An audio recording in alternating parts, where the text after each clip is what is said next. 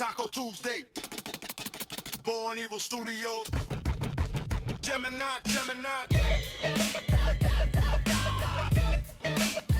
Taco Tuesday, BornEvillStudios, Gemini.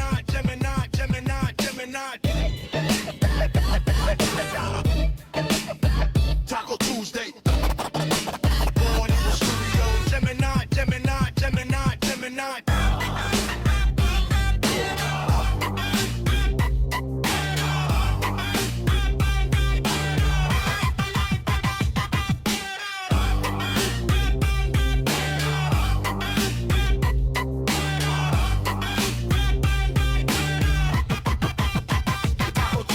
Taco Tuesday, BornEvillStudios.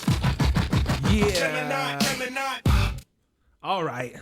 That's enough of intro music for y'all. Yeah. ¿Qué pasa, raza? It's your camarada. You know, it's the hella paisa, the one and only who wants hella tacos with hella salsa. Shit, man. I already got that shit. Damn, like, I could do that shit in my sleep, like they say. Welcome back to the dopest podcast in the Central Valle. Y'all already know what time it is. Shit, my bad. Microphone check. Shit, one more time. Y'all already know what time it is. It's the Taco Tuesday podcast here on BornEvillStudios. Y'all make some motherfucking noise. Let's go. Yeah. Before we start the show, man, I keep forgetting to mention my sponsors. I'm such a dick for that, man. Even though we don't have many sponsors, you know what I'm saying? But for me, it's like they're highly appreciated because obviously I'm my own motherfucking sponsor. So I need to appreciate myself, bro.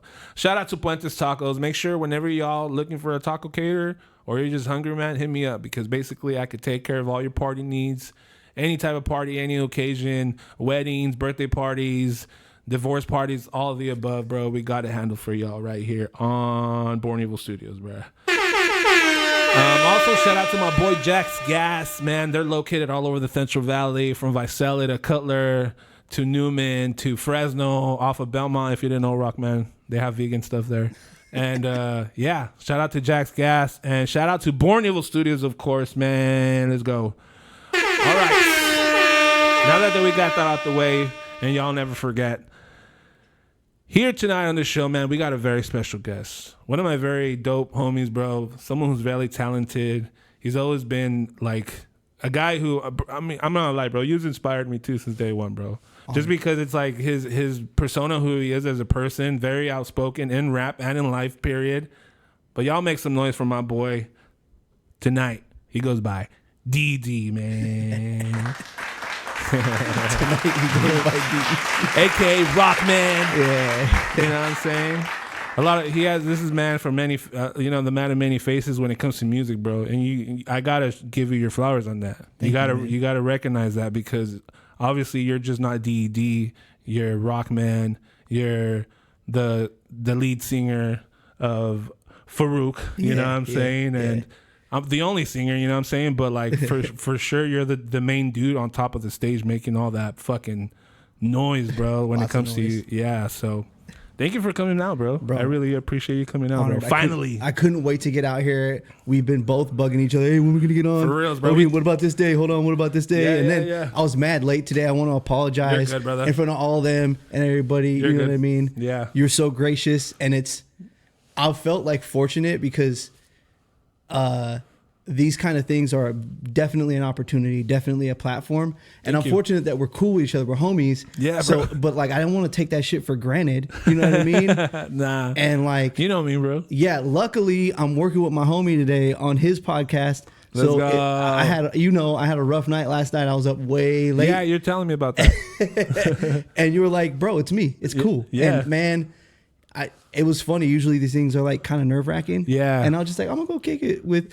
Yeah. We always say like Big Cat, Fresco, Gemini. You know what I mean? Because you know me as D.E.D, right? Yeah. Uh-huh. You knew me before I was Rockman. Yep. And you even knew me before I started Farouk. Yeah. So like you've always known me as D.E.D. Since, That's how you can tell how long people have known me is what nickname they call just me so by. y'all know, bro, back in the days, man. I remember the first time you went in my neighborhood, bro, to the hood, bro. Back in the days. We really just rolled out there like that. That shit was dope, man. I'm happy we still have like a cool friendship, bro, because I mean we're obviously very talented, and then like we're both on like the same steez of type of music we want to make. Like real shit, you know. Yeah. Very creative, not no just like regular shit, you know. So Right.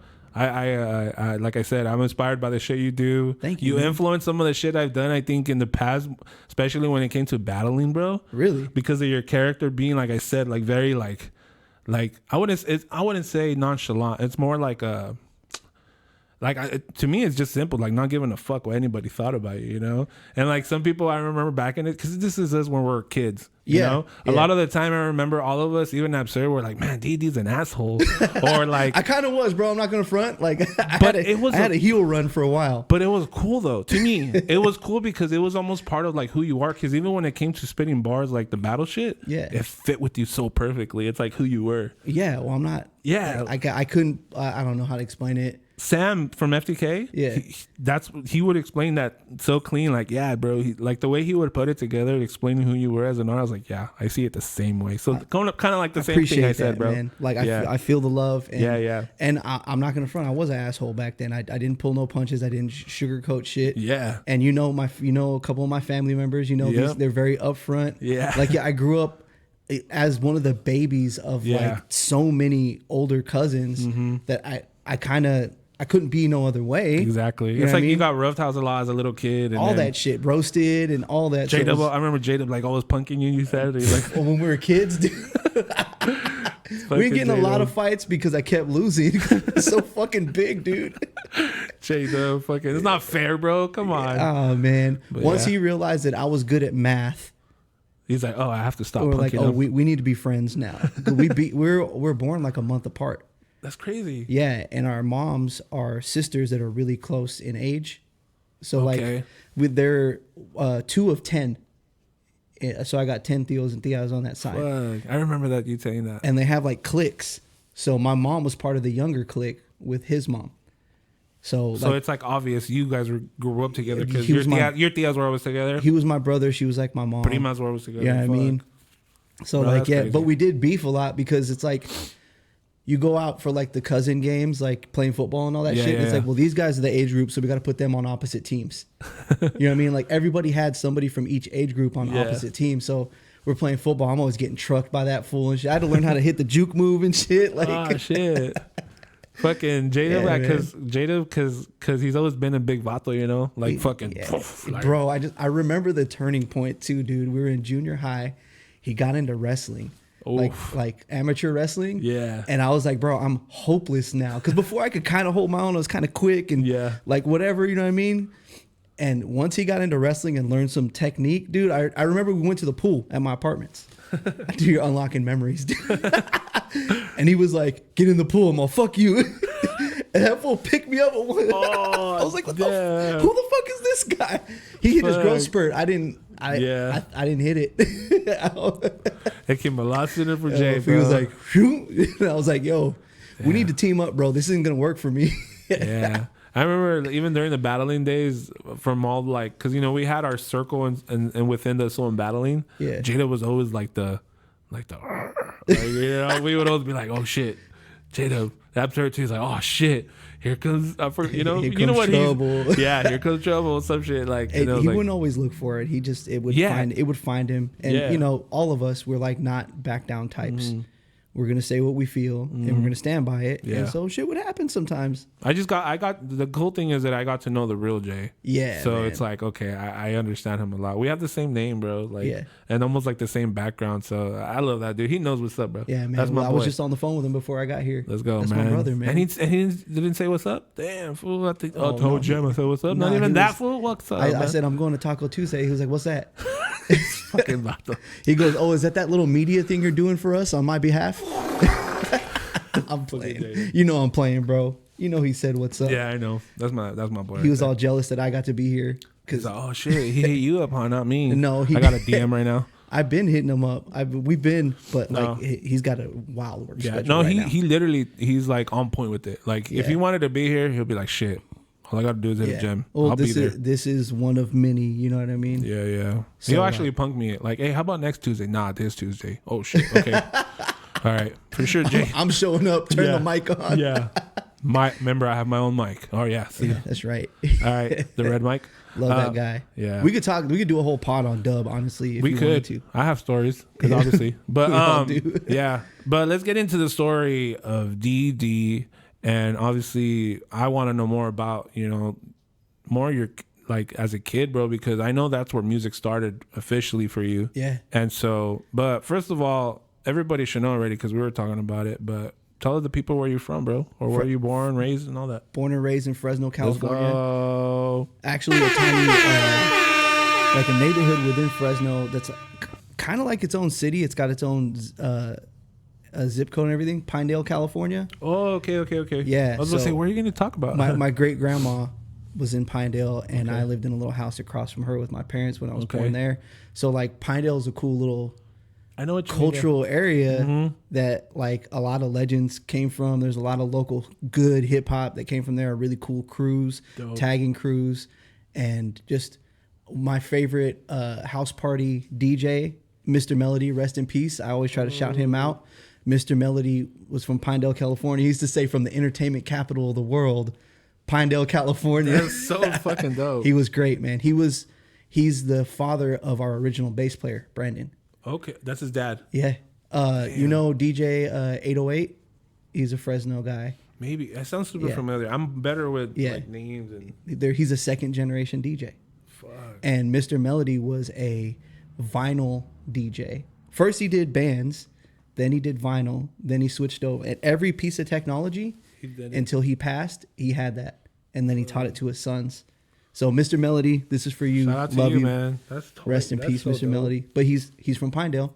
Fuck. And it really is just this little, I think it was like a concentration camp back in the day or something. Like it's a wild little neighborhood in between. Is there a lot of palm trees there? Blackstone and Herndon. No, it's right. It's, you know where River Park is? Okay. Oh, so it's more in that way. Yeah. I thought you were talking more like towards like Kings. Dude, it is surrounded by Fresno. It's a trip. Okay. Everything in Fresno is 937, whatever, right? Mm-hmm. Pinedale is 93650, and it is surrounded by Fresno. You lived on that block. I was there until I was, I think, 9. Okay. And then I moved back there when I turned maybe 23 or so. Oh shit. Yeah. It was a lot different then after you Oh, moved yeah. back? Yeah, it was a real rough neighborhood through the 70s, 80s, and even 90s. But by the time I got there in 2008 or so, it calmed down. And, I mean, my family was there, so it wasn't crazy. You know what I mean? You just, Yeah. It's like any other neighborhood. Exactly. Yeah. You know I was what about mean? to say that. It's kind of like anywhere else. You got to just be aware of your surroundings and be Yeah. respectful of who you're around and all that. Yeah. Common sense shit. Yeah. But yeah, I was there. Yeah. I was in Pinedale, and then throughout Fresno, I kind of lived off the same street for most of my life, off Yeah. of Cedar Street. Okay. At one point, remember DP3 Darrell? Okay. Oh yeah. Me, him, and Dub all lived off of Cedar, like 15 minutes from each other down the road. So no freeway. I would go from my place. Darrell's house was right in the middle of me and Dub's house. So his house became the hub back in the day. All off Cedar. Just That's crazy. make a left on Cedar, get to D's house, pick D up, get over three more major streets, get to Dub's house. Where is he these days? He's in Ohio, Oh, okay. doing great. That's tight. My bro. brother, man. Hell yeah. Shout out to him. I remember when I battled. Did I battle him? Yeah, you. Yeah, that's right. Because I'm brain fried sometimes. You said he was Will Smith. Oh yeah. No, and Chris Tucker. Yeah, he was every black guy to you, huh? Yeah. Good job. I remember Absurd told me, he's like, bro. Oh no! All he said at the end of the battle, he's all racism. I was like, "Fucking Abs." Absurd is the king of side comments, Yeah. like at like battles and stuff. Yeah, that's why there's a reason why his reviews and reactions are the best. Golden, Yeah, golden. like everyone knows, like he's the guy. Yeah, every someone battling his top tier. Absolutely, he was doing that forever ago. Yeah, for real. Great job. Yeah. That's so dope, man. Fresno. Yeah. Obviously, Fresno is like, for me, I would call it like it's the capital of Central Valley, like as in, it's the city that stands out the most I agree. because of everything it's brought, everything it has to offer. And to me, I feel like when I was a kid, bro, going to the Fulton Mall back in the days when it used to be a thing. It was great. I remember walking there through a kid, and that made me almost feel like kind of like New York. Because I used to watch New York on the movies, and then Right. being walking in through Fulton and through the middle, how tall the buildings are. I All felt the like buildings. New York. Yeah. And then not just that, I think it's where I would see the most hip hop graffiti. Mm-hmm. Like I didn't even know what it was, but I knew it had to do something with rap because I would watch like Fresh Prince of Bel-Air, Yeah. and like hip hop stuff on TV, and they would always have graffiti. So I was like, it had to do something with All the trains are out there too. yeah. But Yeah. even like in Fulton Mall, like in between the little alleys, there would always be graffiti. Or there was like that one store, Ritmo Latino, which has been there for fucking like almost 30 years. Yeah. And I remember they used to have like rap hip hop covers in the front. So I would see that, but I wasn't a fan of it. I would just remember seeing it. Yeah. So it always had like that hip hop, underground New York feel, like, or LA feel to me since a kid. It gave you like that exposure to the culture Yeah. early on. And I loved it. Every time I go to Fresno, I always tell my mom, like, oh, I want to buy something from Fresno because over here we have nothing of that. Right. Like all the time. And then finally growing up, we heard about Visalia and Yeah. then the Visalia mob. All the cities have grown now, but Yeah. when we were kids, everything was surrounded by Yeah. empty fields. Mhm. It was nothing. Yeah. I went and kicked it a few years back with my family from San Jose. Okay. My pop's side of the family is a bunch of them over there. Uh-huh. And she was tripping out on me because, because me and my lady are kicking it, and she's like, you guys are so city. Like she expected us to be like country because the so last time funny. she was in Fresno was like the 80s and there was nothing out there. She Like, expected us to look like farmers. yeah, like, legit, and bro. boots and- yeah, right, yeah. she like was surprised I had shoes on. Probably like Yeah. she was tripping out. like, and what? I'm like, You guys dress like this in she's like, Fresno? you guys are so city. I'm like, yo, I live next to a shopping center. What the fuck are you talking about? Yeah. That's crazy. There's 2 Starbucks down my road. Yeah. People don't know about Fresno. Well, now everybody's knowing about the Central Valley more because of things like this. Mm-hmm. You know what I mean? Yeah. Fresno to me is obviously like the hugest thing out here. It's obviously. And then now, fuck, dude. But I mean, the Central Valley is growing based off like everything else that's coming in the future. Like Tulare, I don't know if you know, like Tulare is getting like a Save Mart Center. That's awesome. Yeah. That's So what's that great. means The rising tide, bro. Yeah. You know what they say about the rising tide? And if you compare Fresno and the Central Valley to the other areas that have culture and have cool shit, it's like, yeah, there's San Francisco in the Bay Area, right? But there's also all these other powerhouses all around there that are adjacent. Your San Jose's, your Oaklands, your Berkeley's. You know what I mean? Yeah. Those are like the big mainstream ones. Yeah. But then further down and across, you have Sacramento. You know what I mean? And up, you have Richmond. There's Richmond, always yeah. a bunch of cool shit up there. Yeah. Like any of those places, you can have a great time. Not to go off on a tangent, but 2018 or so, after the tour I did on the East Coast with Criminals, I was playing bass for them. I came back and I knew I wasn't gonna have a job, so I decided to do Lyft. okay. And I drove up in the Bay Area because Farouk's label head had a place in Berkeley. So I would stay with him in Berkeley and I'd drive Lyft all day. Dude, I'd make 2 weeks worth of money in like fucking 4 days I there. know a lot of people who do that. Dude, it was a wild hustle. But what was cool is I got to experience the entire Bay Area and realize that it's a lot more similar to home. Traveling across the country playing music, I played in 5 other cities that were just like Visalia or just like Fresno or just like Sanger or just like Selma. You know what I mean? I played in Clovis, New Mexico in 2015. Fuck. Okay? Clovis, New Mexico looks like Old Town Clovis. Swear to God. We all tripped the fuck out when we That's got happened to me too. Like where I've driven certain places and like that downtown area setting, even the people, you're like, it Dude, looks like this. Trenton, New Jersey. I was in Trenton, New Jersey Damn, in that far? the winter of 2017. It was our last show. And they told me, which is funny telling a Fresno boy some shit like this, don't pull over in Trenton. Don't sleep in Trenton. It's dangerous there. It's scary there. You better not. I was tired, yo. I found the cute little shopping center with a Save Mart looking store.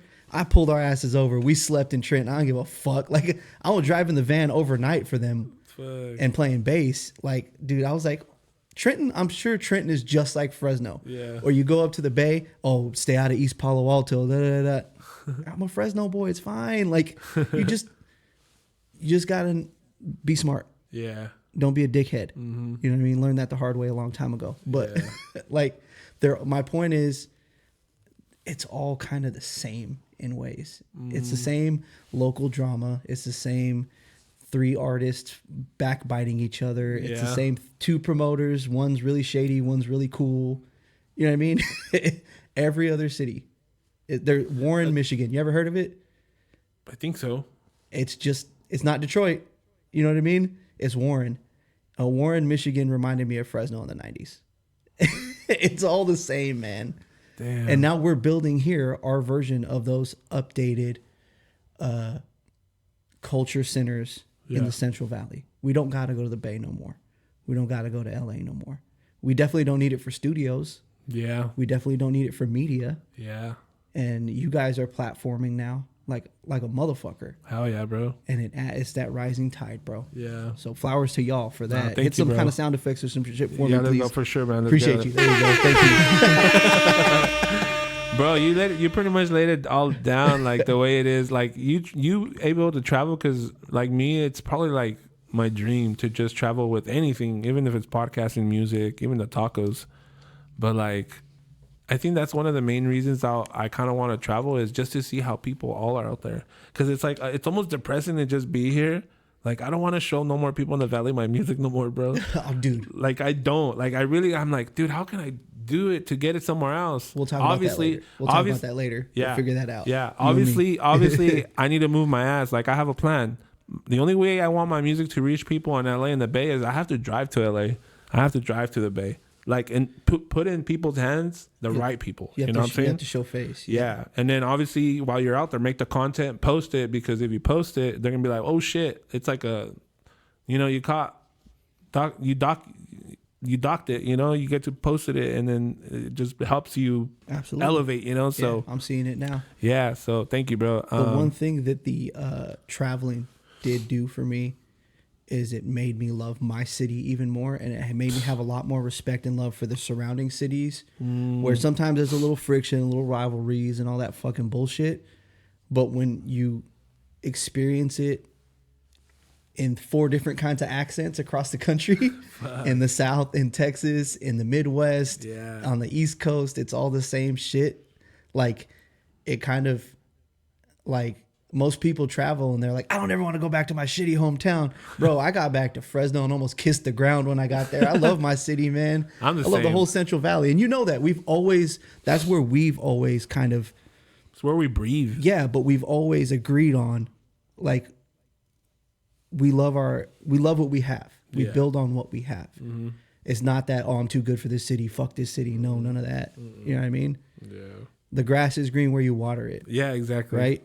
Mm-hmm. So and that's all we're doing here. We're watering right now. I see it, man. I appreciate it. Yeah, bro, for sure. And I'm happy you're almost like, you are part of it right now, D.E.D, just because it's like, it's cool that we always have you like sometimes just chilling on the Discord. And oh, fuck yeah. Absurd's always like mentioning you about like ideas that both of you guys talk about. Yeah. And for me, it's almost like, it just makes me happy because it's like, as long as we get people, not just people, if we could just get our homies together, bro, and just be like, hey, bro, we got these ideas that could make us pop off. Yeah. And like, we'll be showing out everywhere we go because of making this little thing so alive. It's like, fuck. Right. And then you're the perfect person. I remember they were talking about, I don't want to say too much on here, but I'll kind of will. What's going on? I don't even know. Like the whole battle rap hour that you and Abs want to do, and like the show, can't wait, bro. And I can't wait to see him more in person. I was kind of warning him, like, bro, I'm a fucking idiot sometimes. He's like, dude, go do it. And I was like, no, you're supposed to say no. Yeah. I'm all, you're gonna need to mute me. Nah, fuck that. Like, Abs with the funnies, you know what I mean? I feel it's crazy because he's very good businessman, serious dude when it's time to do work, right? Yeah, exactly. But like, I feel like when me and him kick it, it's just like 2 high school kids. Like, yeah, bro. Like he fits in just like you, like with me and Dub so perfectly. Where you spend enough time around me and Dub, it's just a roasting session. Yep. We just start acting like kids again because we've known each other since we were born. Mm-hmm. And it just, you can't be around us that long if you can't hold your own. Mm-hmm. And that's why we always rocked with Ab. Ab was always cool with that. He wouldn't even roast back. He'd just be like, yeah, you're right. Be like, what do you even do to that? Yeah. This was his quote. We still say this, by the way. So we owe him royalties for saying this all the time. He'd go, fair enough, I'm a piece of shit. And it's just like, dude, it just completely would disarm you. Like, the fuck, bro? That's true. Okay. You just said that. That's so fucking accurate. Dude. Yeah, Or we owe like- him royalties. I don't know. Yeah, you're right. I'll Fuck me. send him some chips or something. Like, Looking I'll at send him some snacks. Shout out my boy. He's like, I don't bring him in here right now. He'll start talking on here. Oh but man, he knows. We'll be on the Discord yeah, bro. while I'm gaming and shit. Yeah. Big stupid. All right, D.E.D. I want to know the story of how it happened the first time. I'm gonna get super detailed, but when is the first time you ever heard rap? Like, as in like hip hop. I want to know more. I'm asking specifically because I could go into just saying music, but you're probably gonna say like, I don't know. Yeah. I want to know more rap shit. So Let's talk about it. yeah, when's like the first rap you remember that you ever heard or even maybe just inspired you? Damn. Do you remember? You know how old I am. Shit. Well, I was listening to a lot of like R&B as a kid because that's what my cousins and my mom listened to. She had an Anita Baker CD. Anita Baker was like Beyonce before Beyonce, and it was a tape. It wasn't even a CD. That thing was on repeat. Damn. You know what I mean? So I've always like associated those type with of beats, those kind of beats were really up. Yeah, that R&B stuff just connects with me always. But I feel like maybe I know she got me a MC Hammer tape, Too Legit to Quit. I think she got me that when I was 4. Oh, Bobby Brown. I was like 3. Oh, so Bobby Brown was an R&B singer, right? Yeah. But he rapped too, and he called himself a triple threat. Shout out Analyst, by the way. Legend, Fresno legend. But Bobby Brown called himself a triple threat because he could sing, he could rap, and he can dance. And so he had remember the movie Ghostbusters? He had a song on the Ghostbusters soundtrack that's hard as fuck, bro. Still holds up. What is it called? It's called because I'm a big old Bobby Brown fan. Is it Take Control or On Our Own or something like that? I guess we're gonna have to take control. Oh, damn. I think Dude, I did hear that one. I think that shit came out when I was like 3. Fuck. And my mom and her best friend Anita tell a story about them going on a road trip. And I had a little denim jacket, I guess. And I was listening to the tape going, too hot to handle, too cold to hold. And I was doing his rap, but like a little kid just in the back seat, just vibing out. Fuck, my little bro. Walkman. So I think it might have been that Bobby Brown, because he did bust a couple raps on that song. Yeah. Too hot to handle, too cold to hold. We're called the Ghostbusters in the In Control. Like, damn. So 80s. And then like, I watched In Living Color as a kid. It was a hilarious show. They a lot of rappers all the time. Yeah, man. Leaders of the New School. You get to see Busta Rhymes before he's bust a bus. You know what I mean? I forgot about that. And Tribe Called Quest. And Jennifer Lopez was doing background dance, remember? Yeah. I just remember being quiet every time she was on the screen. Damn. Yeah, but yeah. Fuck, I remember living that show. Yeah, man. That Bobby Brown tape, I think. I loved Bobby Brown as a kid, bro. But my shit was My Prerogative. Oh. That shit is on repeat everywhere I go because still to this day, that's my shit. I did it that was my first talent show, was My Prerogative. Get the fuck out of here, bro. Third grade, bro. You give me ideas all the time. Let's do like a little short mixtape of just samples, Bobby Brown samples. I will do it. Bobby Brown boys, bro. Yeah. We'll have to make a song called Whitney. It's for like a girl or something. Like a love jam. I love me some Whitney Houston too. Yeah, bro. Yeah, Hey, Bobby Brown, bro. Yeah, Bobby Brown is considered, honestly, it's in the hip hop because obviously, it's the R&B that was hitting back in the days. Well, he was rapping it's on like the rap, songs. yeah, it's like singing on rap beats. Basically, it was. Well, he was doing that. I feel like that's what kind of influenced what pop music and mainstream pop rap would be now. Yeah, exactly. Where you got the rappers singing and the singers rapping. Mm-hmm. You know what I mean? Yeah.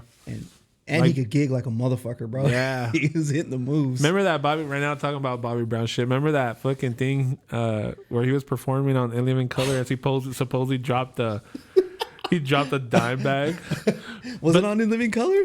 Or one of those shoes. He did drop. I guess he had been baking. Wasn't. He had been baking or something, so he had some flour still left over in a baggie or something. And it fell and he picked it up. Yeah. But then he's like, no, it wasn't that. It was the thing to my watch. It was the head, the glass part.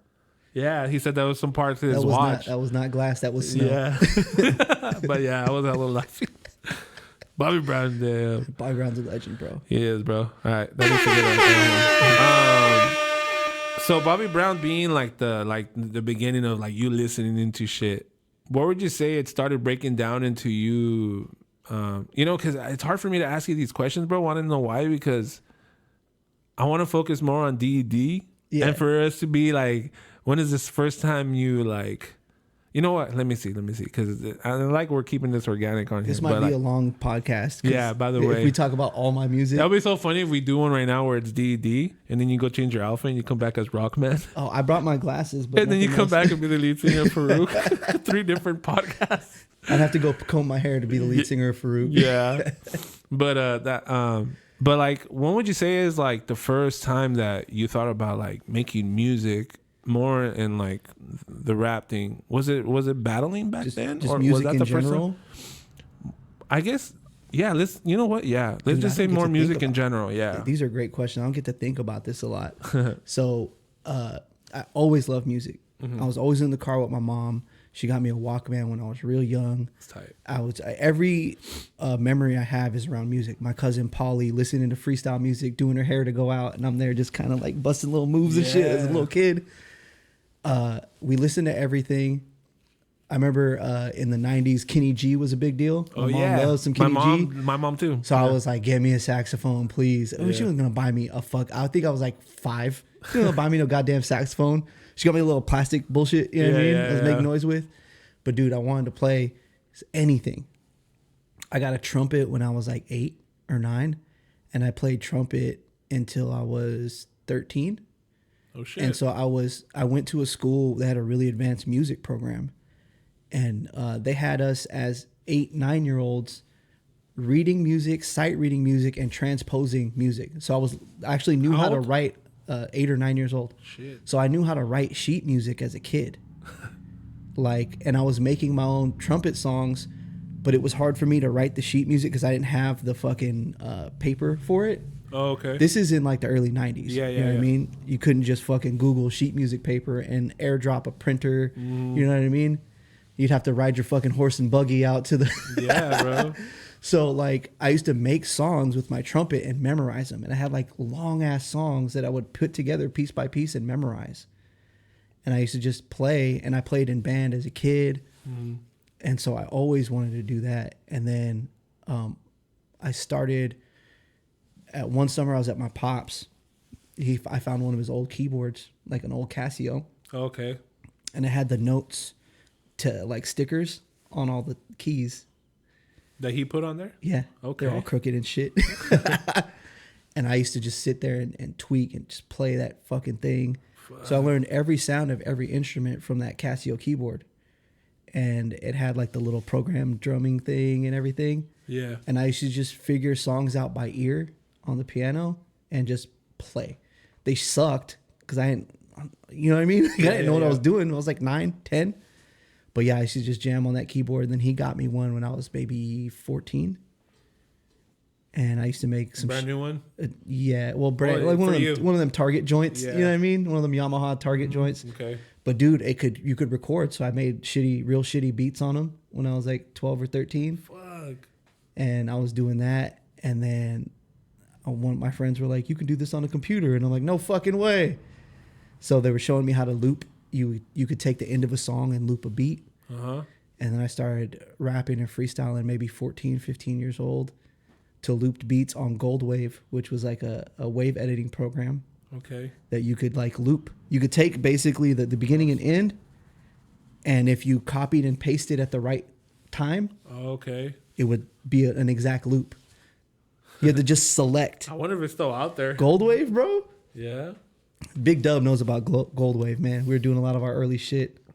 So like we were like freestyling back then, and I learned how to figured out somehow on the computer in like 2001 or 2 how to like record into the mic without the beat. Like you could headphone the beat, record into the mic, but it would record on a separate program.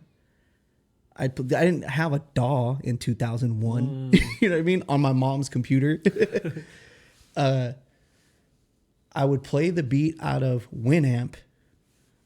If you know what Winamp is, your back probably hurts. Take your vitamins. I would play out of Winamp through the headphones, record into the PC mic on the record program, that was just a straight record program, and then you could take that audio and paste it at a certain part in the beat file, and it would make the song, it would put the song together. And you could paste a mix. So 100%, 90%, 80%. So I would find the right spot to paste the vocal in. And then it would be like, oh, the vocal's too loud. Okay, paste it at 80%. Oh, it's too quiet. Okay, 85. Like, and I made some fucking crazy the way you were doing that. Well, there was no like. Yeah. What was I gonna do? You know what I mean? Like, but you were figuring that shit out. Yeah, man. I just wanted to rap. Everything I did was because I wanted to rap, which is crazy. You're talking to me about, let's talk about your raps. But like, I figured out how to record. I figured out how to make beats because I just wanted to rap. And then I wanted to rap less when I started making music with Dub, because I was like, oh, he should be rapping. I'll make the beats. Okay. You know what I mean? He's clearly like better at this than me. Were you starting to rap because he was already rapping before you? We did everything together. Okay. Like I couldn't track it. I couldn't track it. And whatever one of us was doing, the other one would end up doing for the most part. Like whenever we would catch up, see each other. As we got older, we didn't see each other as much.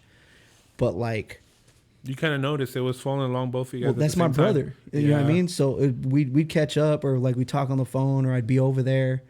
And he'd be like, what are you doing right now? I'm like, check this out. He's like, that's fucking tight. How do you do it? And I'd be like this. You know what I mean? So he got a trumpet shortly after I did. And we used to jam together. You know what I mean? That's tight. So you guys... there's another universe where we could have been a mariachi group. You know what I mean? Yeah. You guys probably played a few mariachi songs. We used to play the Fresno State fight song. Oh, that's tight. I taught him that shit. Yeah? Yeah, man. I don't even know what it is, but I'm pretty sure it's tight. If you know, you know, bro. Yeah. Damn. Their old one, not the hard one, the new one. Okay. There's a couple of them. Okay, so the new one. No, the old one. Oh, the old one. Okay. So if I hear the new one, it's not that one. Okay. Probably not. No, I haven't heard that in years. But yeah, we did pretty that. sure they play sometimes. But yeah, so when I was playing trumpet, he got one. We're playing trumpet, and I was like, hey man, like when I started like getting into rapping, he was like, he already had a notepad. He was like, hey, me too. And I'm like, well, no shit. Let's do something, dude. That was really like at 15, 16? Because it sounds almost like the way you're telling the story, it's that age. Or is it way more older? We started really trying, I want to say, when we were like maybe 18 or 19. Okay. But like we were both, like I had started freestyling in high school. When's the first time you heard Jay rap? Probably like 15, 16? Yeah, somewhere around there. That's tight. And like we did that one song and then like talked about it for like 2 years. Like, oh, that was so fucking cool. You know what I mean? And he didn't, like I think I got into my first band at 16. So they all knew me as like, oh, you're doing the rock shit. You're a rocker. You're doing that white boy music. It was like, that's how it always was. Yeah. But Dub was always around. My cousins would always, it was funny at the shows, like we'd scare all these white people because all these fucking Mexicans show up like all looked up, like chilling, you know what I mean? And they're like, who the fuck is that? And I was like, they're Daniel's cousins. Oh shit. Like, that's cool. Why he's like that. Yeah. That's funny because I used to go to rock shows back in the days, all dressed like in Diggy shorts and like, because that's how we dressed back in the days. It's funny that the underground hip hop and underground hardcore metal punk, they borrow a lot from each other. They have a lot of crossover in fashion. The snapback thing, when everybody went from fitted to snapbacks, the hardcore scene and the underground hip hop scene did that at the same time. Yeah, I remember that. And the obsession with Air Maxes. There's hardcore dudes that are Air Max sneakerheads, and there's hip hop dudes. And right now, what are they doing? Wearing all black Air Forces? Dude, all the Carhartt shit. Yeah, there you go. Both scenes, bro. Yeah, that's true. What I mean? Like, do you got a guitar or can you freestyle? Which one are you? Like, yeah, facts. Both for me. Yeah. You know what I love about like the rock scene, just period, all of it, all the scenes, is that not just when it comes to like, because I like throwing shows. Dude, a rock show is so much easier to throw, bro. I'm not gonna fucking lie. How so? Talk to me about this. This is a hot take. This might be a hot take. There you go. Talk to me. So I've thrown a lot of events back in the days when it came to more like backyard shows. Obviously the Memorial Hall. But you don't know, I did a lot of rock shows too back. Not a lot, but like 3 or 4. And they were pretty big. And when it came to working with rappers and rock bands was like, I've been doing it for years. Rappers was always so many fucking issues with the people. Yeah. Oh, so working with the artists. Yeah, the artists. Okay. Yeah. So when it maybe not so hot take. Yeah, but no, it should still be. But like when it came working with like the rock music scene, it's so much organized. There's so much more like, I wouldn't say clean, but because they make a mess after, but more clean as in like the way they run shit. Their timing. Yeah, everything, Yeah, bro. that's You know true. what I'm saying? That's a good point. So like I've thrown a few shows. The rock shows were always the best. That actually we never had an issue with one of the rock shows. Like there was a few bands we had. Like if I bring up names, you won't even know who they are. Maybe. But like After the Suffering, That sounds familiar. they're from Dinuba. My boy, Yeah. I still stay in contact with him. Did you know who's from around here? Vicious. Did you work with them? Band? Vicious. Yeah, they're called Vicious. If they're from like 2006 and up, maybe. Ooh, Yeah. 2006. I don't know. I could bring up other 2006 bands, but they're dead already. Like Yeah. but the homies are not the homies are. Yeah, but the like bands- their band's dead. Yeah, it's hard to keep them up. Yeah, Well, yeah. you know how hard it is to keep a music project Like going. shout out to Halinche. You know Halinche? Yeah. He fucking was in a band which That's was what's called Tokyo Death March. Oh, wow. That shit was so fucking badass. Let's see. What else? I thought they What were else gonna was make around it. Here? Winter Soldier was around here. Oh yeah, I remember that one. No way. I remember that Yeah, name. they're a handful I of think they did a show with a band that we used to help book. Yeah. And they were there at that They show did- they in did- Kingsburg, I think. They used to do Adventure Park out there. Oh, that's fucking Yeah. badass. So Winter Soldier from Hanford is, I think Art Bueno, who did my new album, was in that band. What do you mean he made your new album? He mixed it or? The new album that just dropped, We Need More Time, is all his instrumentals. Oh, okay. He sent me 16 bar loops of a full rock band setup, but in the voice of hip hop. So 3 guitar tracks, a bass track, a keyboard track, and drum track. He sent me that, and it was basically just a 16 bar jam of him playing everything. He would send that to me, and then the songs like that I'm posting that you're hearing and shit. Yeah. Those are my arrangements. So you know how I do with the production. Yeah, Take the bass out here, put the Yep. drums in here, all that. So the whole album is him, Lost Loves, aka Arthur Bueno. Yeah. His music, just in the voice of it, just kind of hip hopized for me, so we could work together because he does indie rock. Yeah. But that's been my homie. Fuck, I met him at that show in Adventure Park where Winter Soldier played. And I think one of my old bands played. What was he in the band? He was Guitar. Okay. Yeah. That's all. Yeah, because I remember that name, dude. And I remember doing a show. I think it was in Kingsburg. So if he ever tells you he ever performed in Kingsburg, like at some backyard, like Yeah. little warehouse, that was them. That's crazy. Yeah. Kingsburg, we did a show. Reedley, we did 2 shows. My house, we did 1 show. Damn. I remember the one in my house is because my cousin started a band. It was more for them. Oh, So that's it was tight. my cousin I wanted That's to do for love, them. bro. Hell yeah. And so I got like the big bands to be openers for him, which should have been the other way around. But like Power move. yeah, I was like, nah, it's for my Power cousin. move. Fuck Yeah. y'all. And That's how it's done. but it was actually. cool because like everybody stayed, even the band members. Like they didn't even push shit away. They just put it to the side and they all like supported them and shit. I'm sure it was a vibe, bro. Yeah, they were called. First it was Dead Brides Don't Cry. So 2006, Yeah, by the way. And then I was like, nah, I don't think you should do Dead Brides. Just call it Dead Girls. That's such a Yeah, 2006. so band name. they're calling it Dead Girls Don't Cry. That's crazy. Yeah. So, but yeah, bro, that shit is so badass. You do book like every show I've seen that you're around like is a vibe. Like you do bring a presence. Yeah. I just like organizing them together where they're more community based instead of making them more like trying to get nickels and dimes from everybody. Sell. Yeah, sell. because I feel like these days people just make events just to like benefit off the pocket part. you Well, know? it's a living for some people for sure. Well, it is, but I mean, I feel like It's art. You're selling art. yeah, true. But I feel like if you don't have like your heart in the art, then you're not gonna make it happen. Exactly. Yeah. If you're So looking at the money. yeah. All right. Well, I mean, the story pretty much goes where like the rapping did start around 15, 16. For me, yeah. Yeah. I was freestyling in school and shit. And then I was gonna say the street battles because we're in the street, but like the battles, that was already more you already because I mean, I think we met like at the age of like 20, I think. I was in my early 20s for sure. Yeah. And when you came into battling, I mean, you obviously were a beast. Even back then, I was like, damn, what the fuck is this guy? Like, Who the his fuck style this is guy? I get that a amazing. lot. And I think I remember the battle you had against. Did you battle Jorgie? I did. Yeah. And I remember, that but that wasn't your first battle. No, that was 2 in one day. We battled you and your brother too. Oh, that okay. same day. So I'm trying to remember the first time I saw you battle because there was a first time. Was it the FTK one? I had a couple of FTK. So I'm just trying to remember like the first time I saw you battle, and I was like, holy shit, this guy's gonna be one of the main dudes, like, you know, because we had like I would say like so in battling we had a lot of battlers, but we had like our top 10.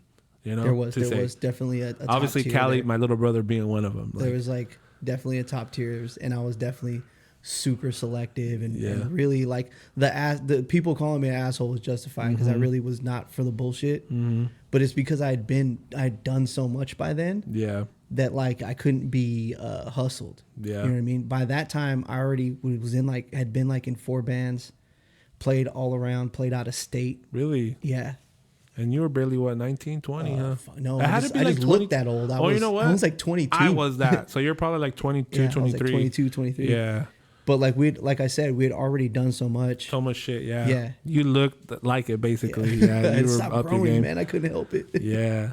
After, I mean, I know you did a lot of stuff like getting in bands and stuff like that, but when do you think like more the rap where you started placing it more serious for yourself? Was it more with under being Rockman producing, or was it just more kind of like what you've been doing by yourself? I don't know, man. Like it's because it's I'm not going to say it's hard. It's just I kind of want to focus. I want to focus on explaining it more as a D.E.D instead of trying to go off 100%. Yeah. Well, then I'll get into that brain. You know what I mean? Yeah. But they all influence each other, right? Yeah.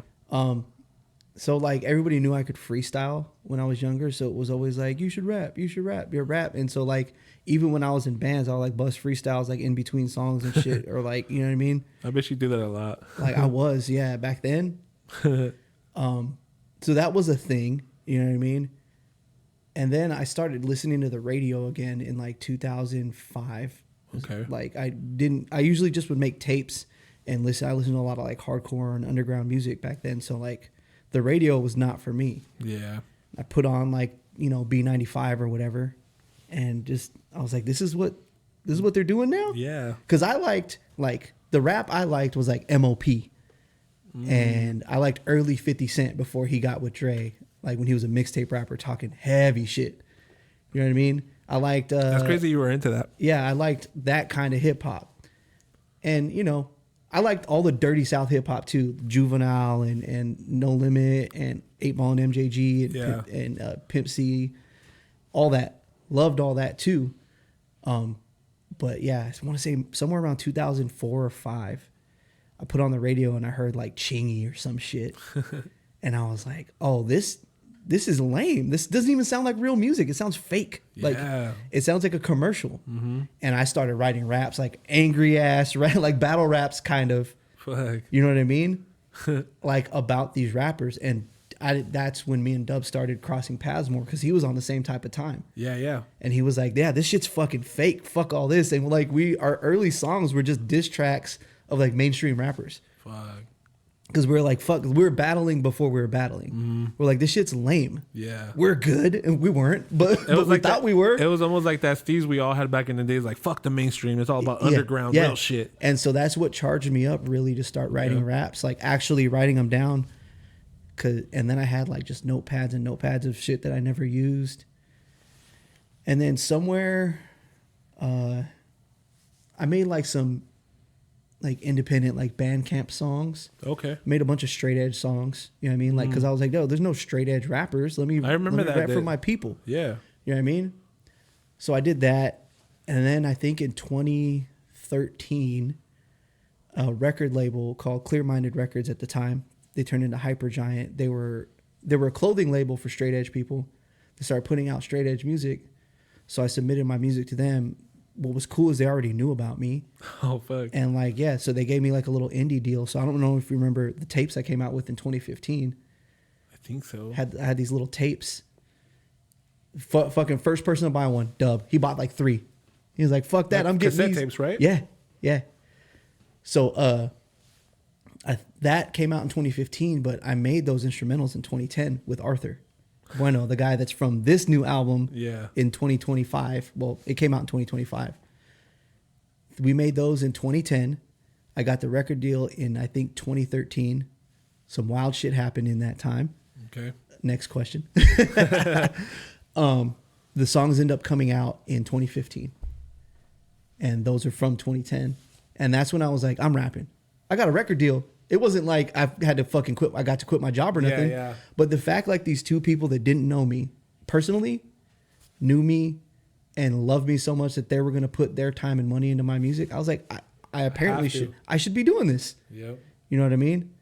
So I did. And everything with Clear Minded was great. You know what I mean? And they ran their course, how upstarts do that are, regular people who work regular jobs. Mm-hmm. But I got to put that out with them, and that kind of flipped the switch for me, where it's like, I'm rapping, and like I didn't even know I was a producer. I just needed beats. You know what I mean? I didn't start thinking I was a producer till like maybe 2018, 2019, when it was like, oh, I'm doing more than making beats. I'm conceptualizing songs. It was working with Javi. Javi helped me record some new D.E.D shit in 2018. Okay. And so we had recorded an album that came out in 2021 where I retracked everything with him because I hated. I had these songs for years. After the album came out in 2015 with Clear Minded, I already had 4 more songs, and I was touring with them with my band. If my band wouldn't have an opener, D.E.D would show up and rap for 20, 30 minutes. And then I'd take off my glasses, take off my hat, comb my hair, and then I'd go, yell for Farouk right afterwards. Yeah.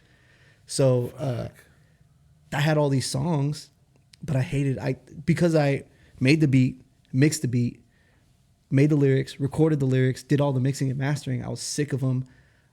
You need to be collaborating with people to get shit done. You have to be. Yeah. You know this now. Yeah. But we're all trying to do it ourselves, right? Mm-hmm. Fuck that. Luckily, I met Javi, and he really leveled me up into where I got to executive produce an album, which means I didn't touch one note.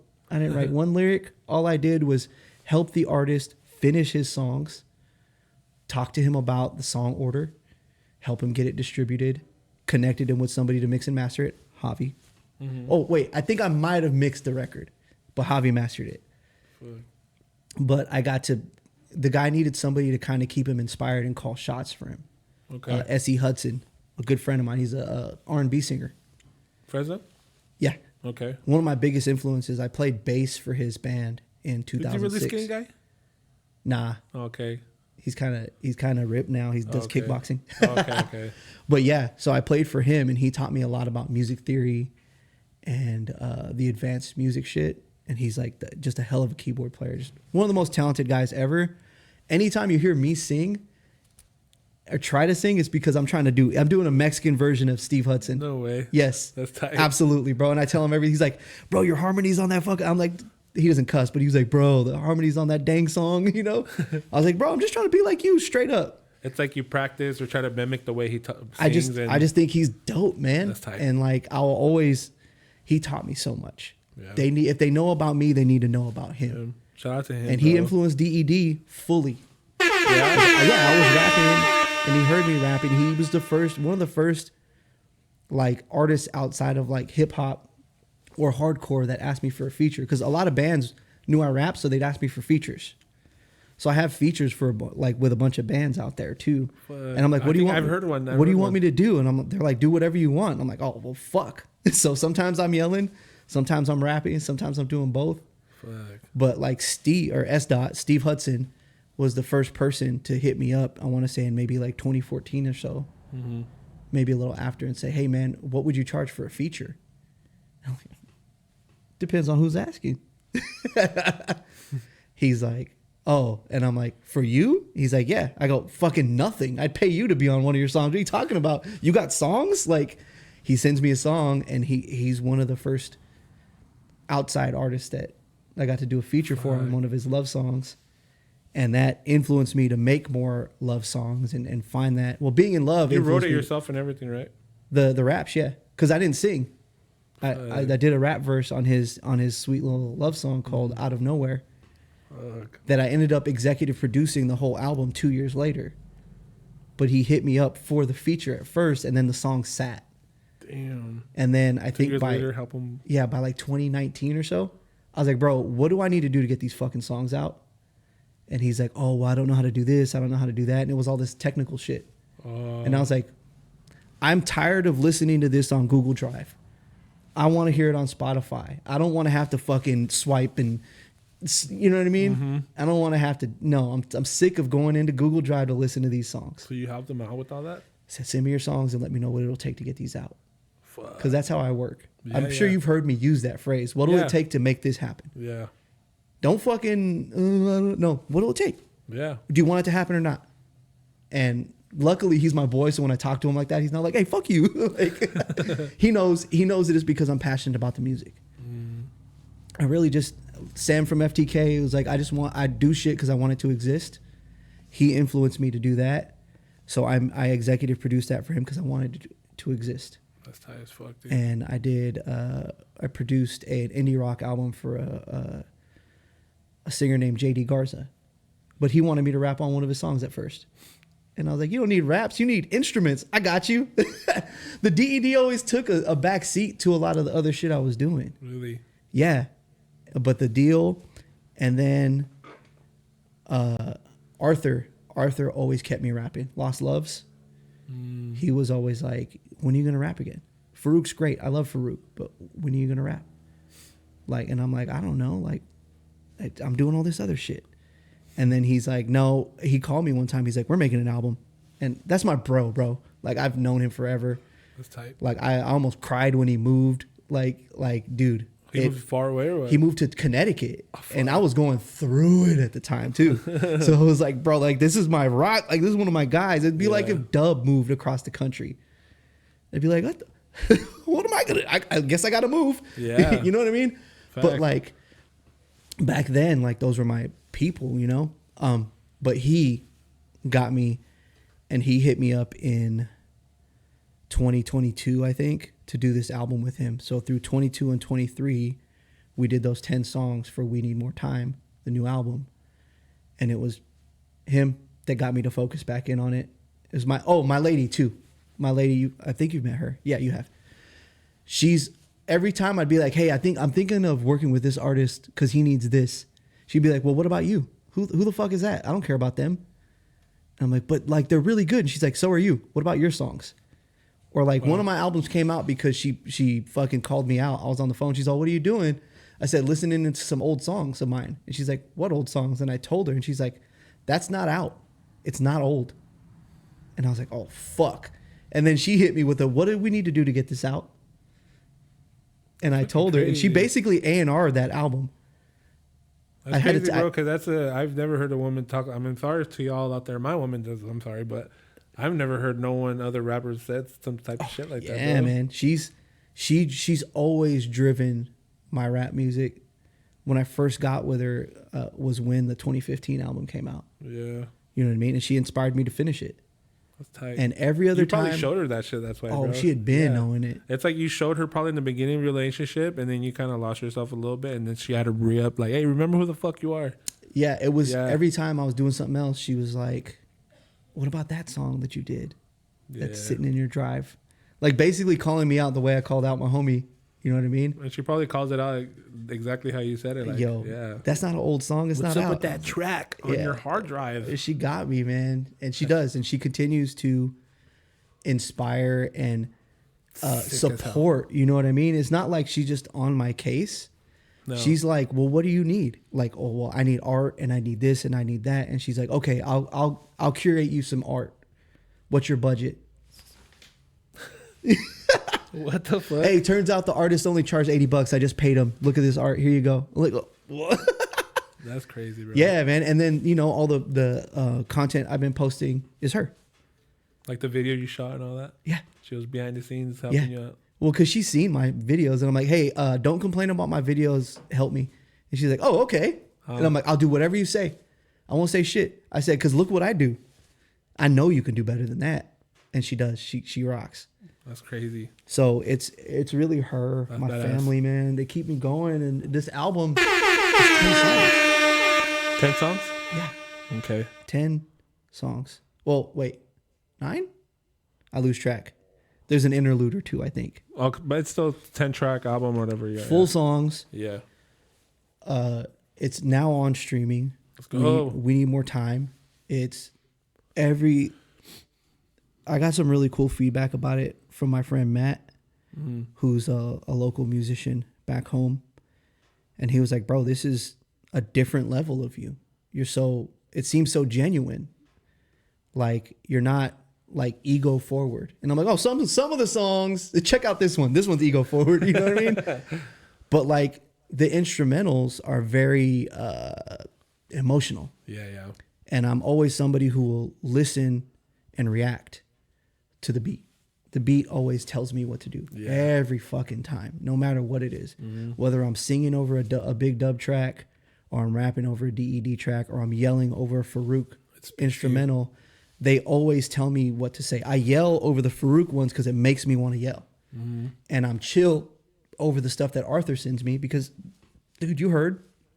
It's laid back. It's chill. Yeah. What would I look like being all crazy over that?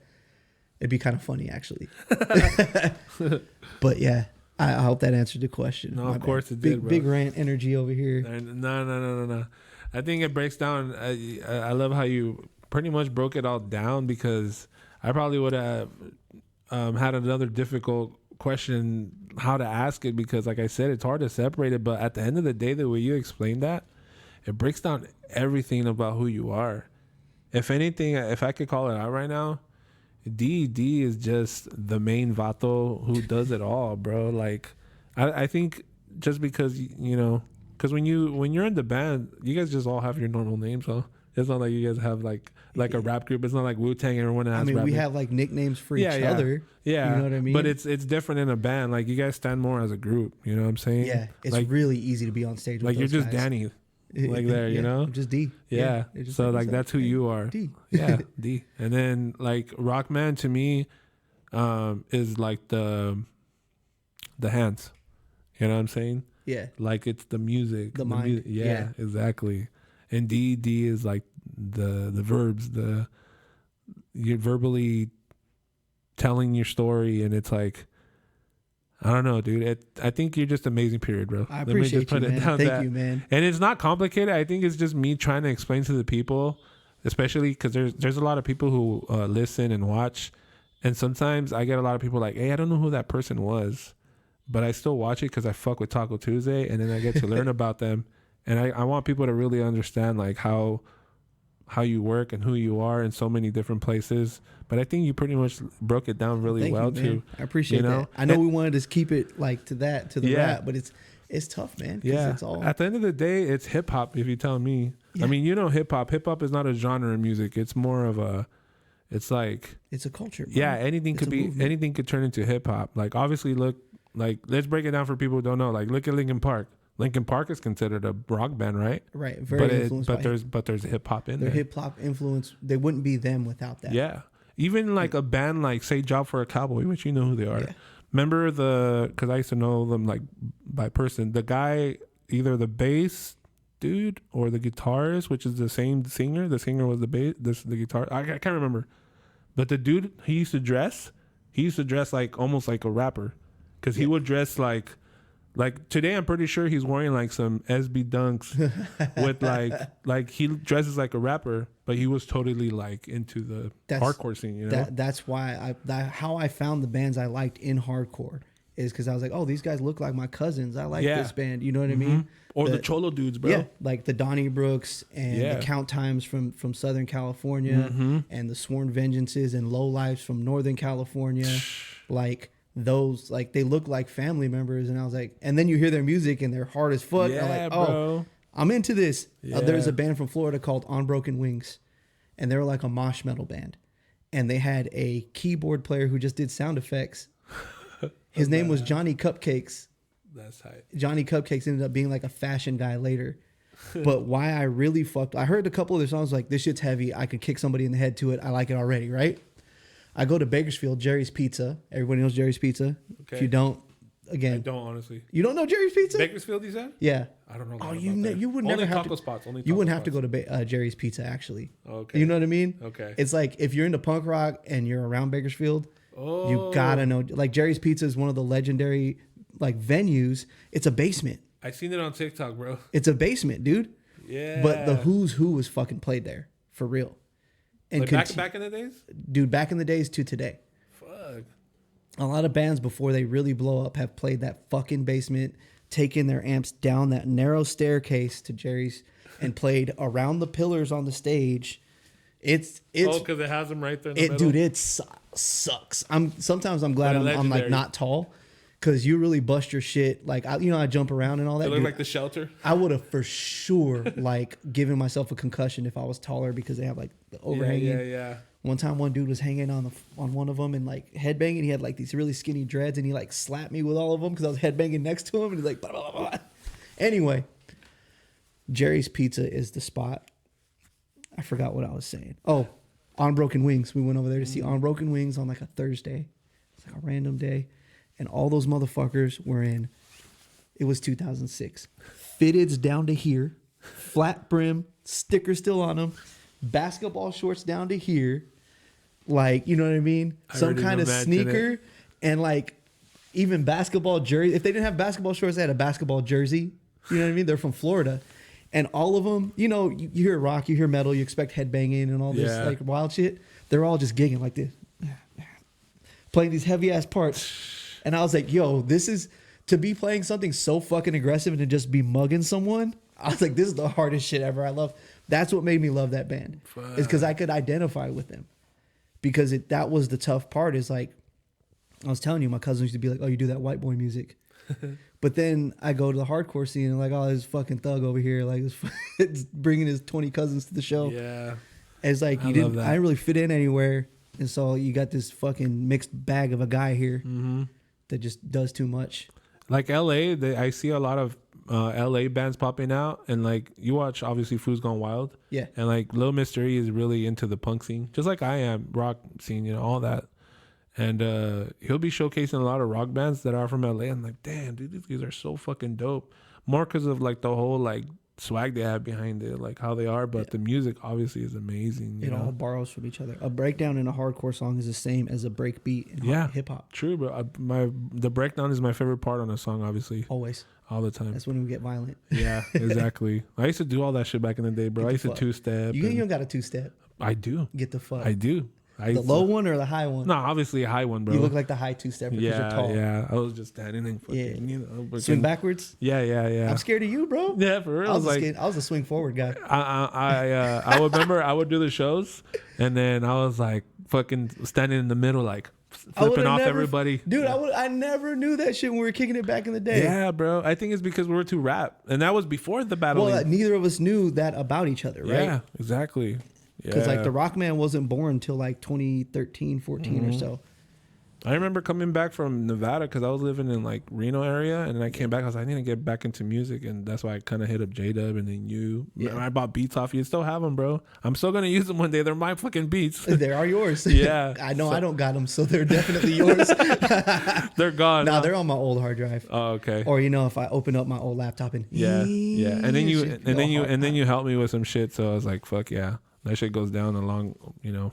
I appreciate make that. it work. It's crazy. I need to see a two-step before we get out of here. Nah, hell no.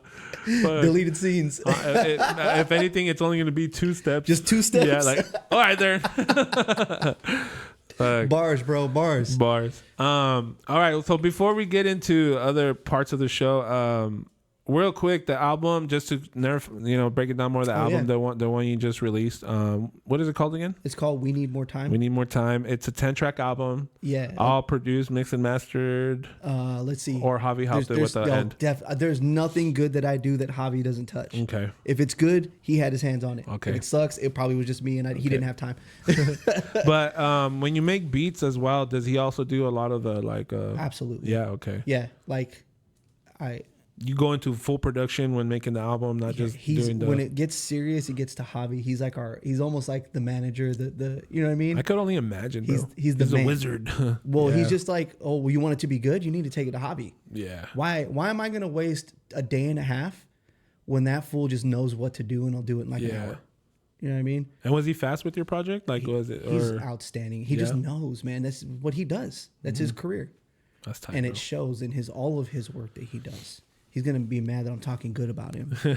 And he's just such a good guy, too, because it's like, he's one of those, like, almost like the type of person that you could trust with anything type guy, you That's know? our bro, man. with me, it's very important, like trust. Like if there's no trust with anybody, if I don't trust you, you wouldn't even be in this show right now. Big Real facts. talk. Yeah, Yeah. Like I feel that's it. how it is. So, Yeah. So the credits for the album, my bad. No, go for it. So it's a collaboration with Lost Loves, and Lika Music International.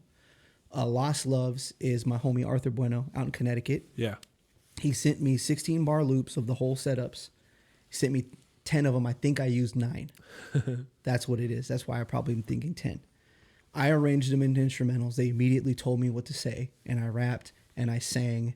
I did everything but yell on these, I think. Yeah. My brother's on one of the songs. Dub and Steve Hudson are on another song. Tight. I think my lady has some background vocals on a song or two. Okay. It's a full family thing. You know what I mean?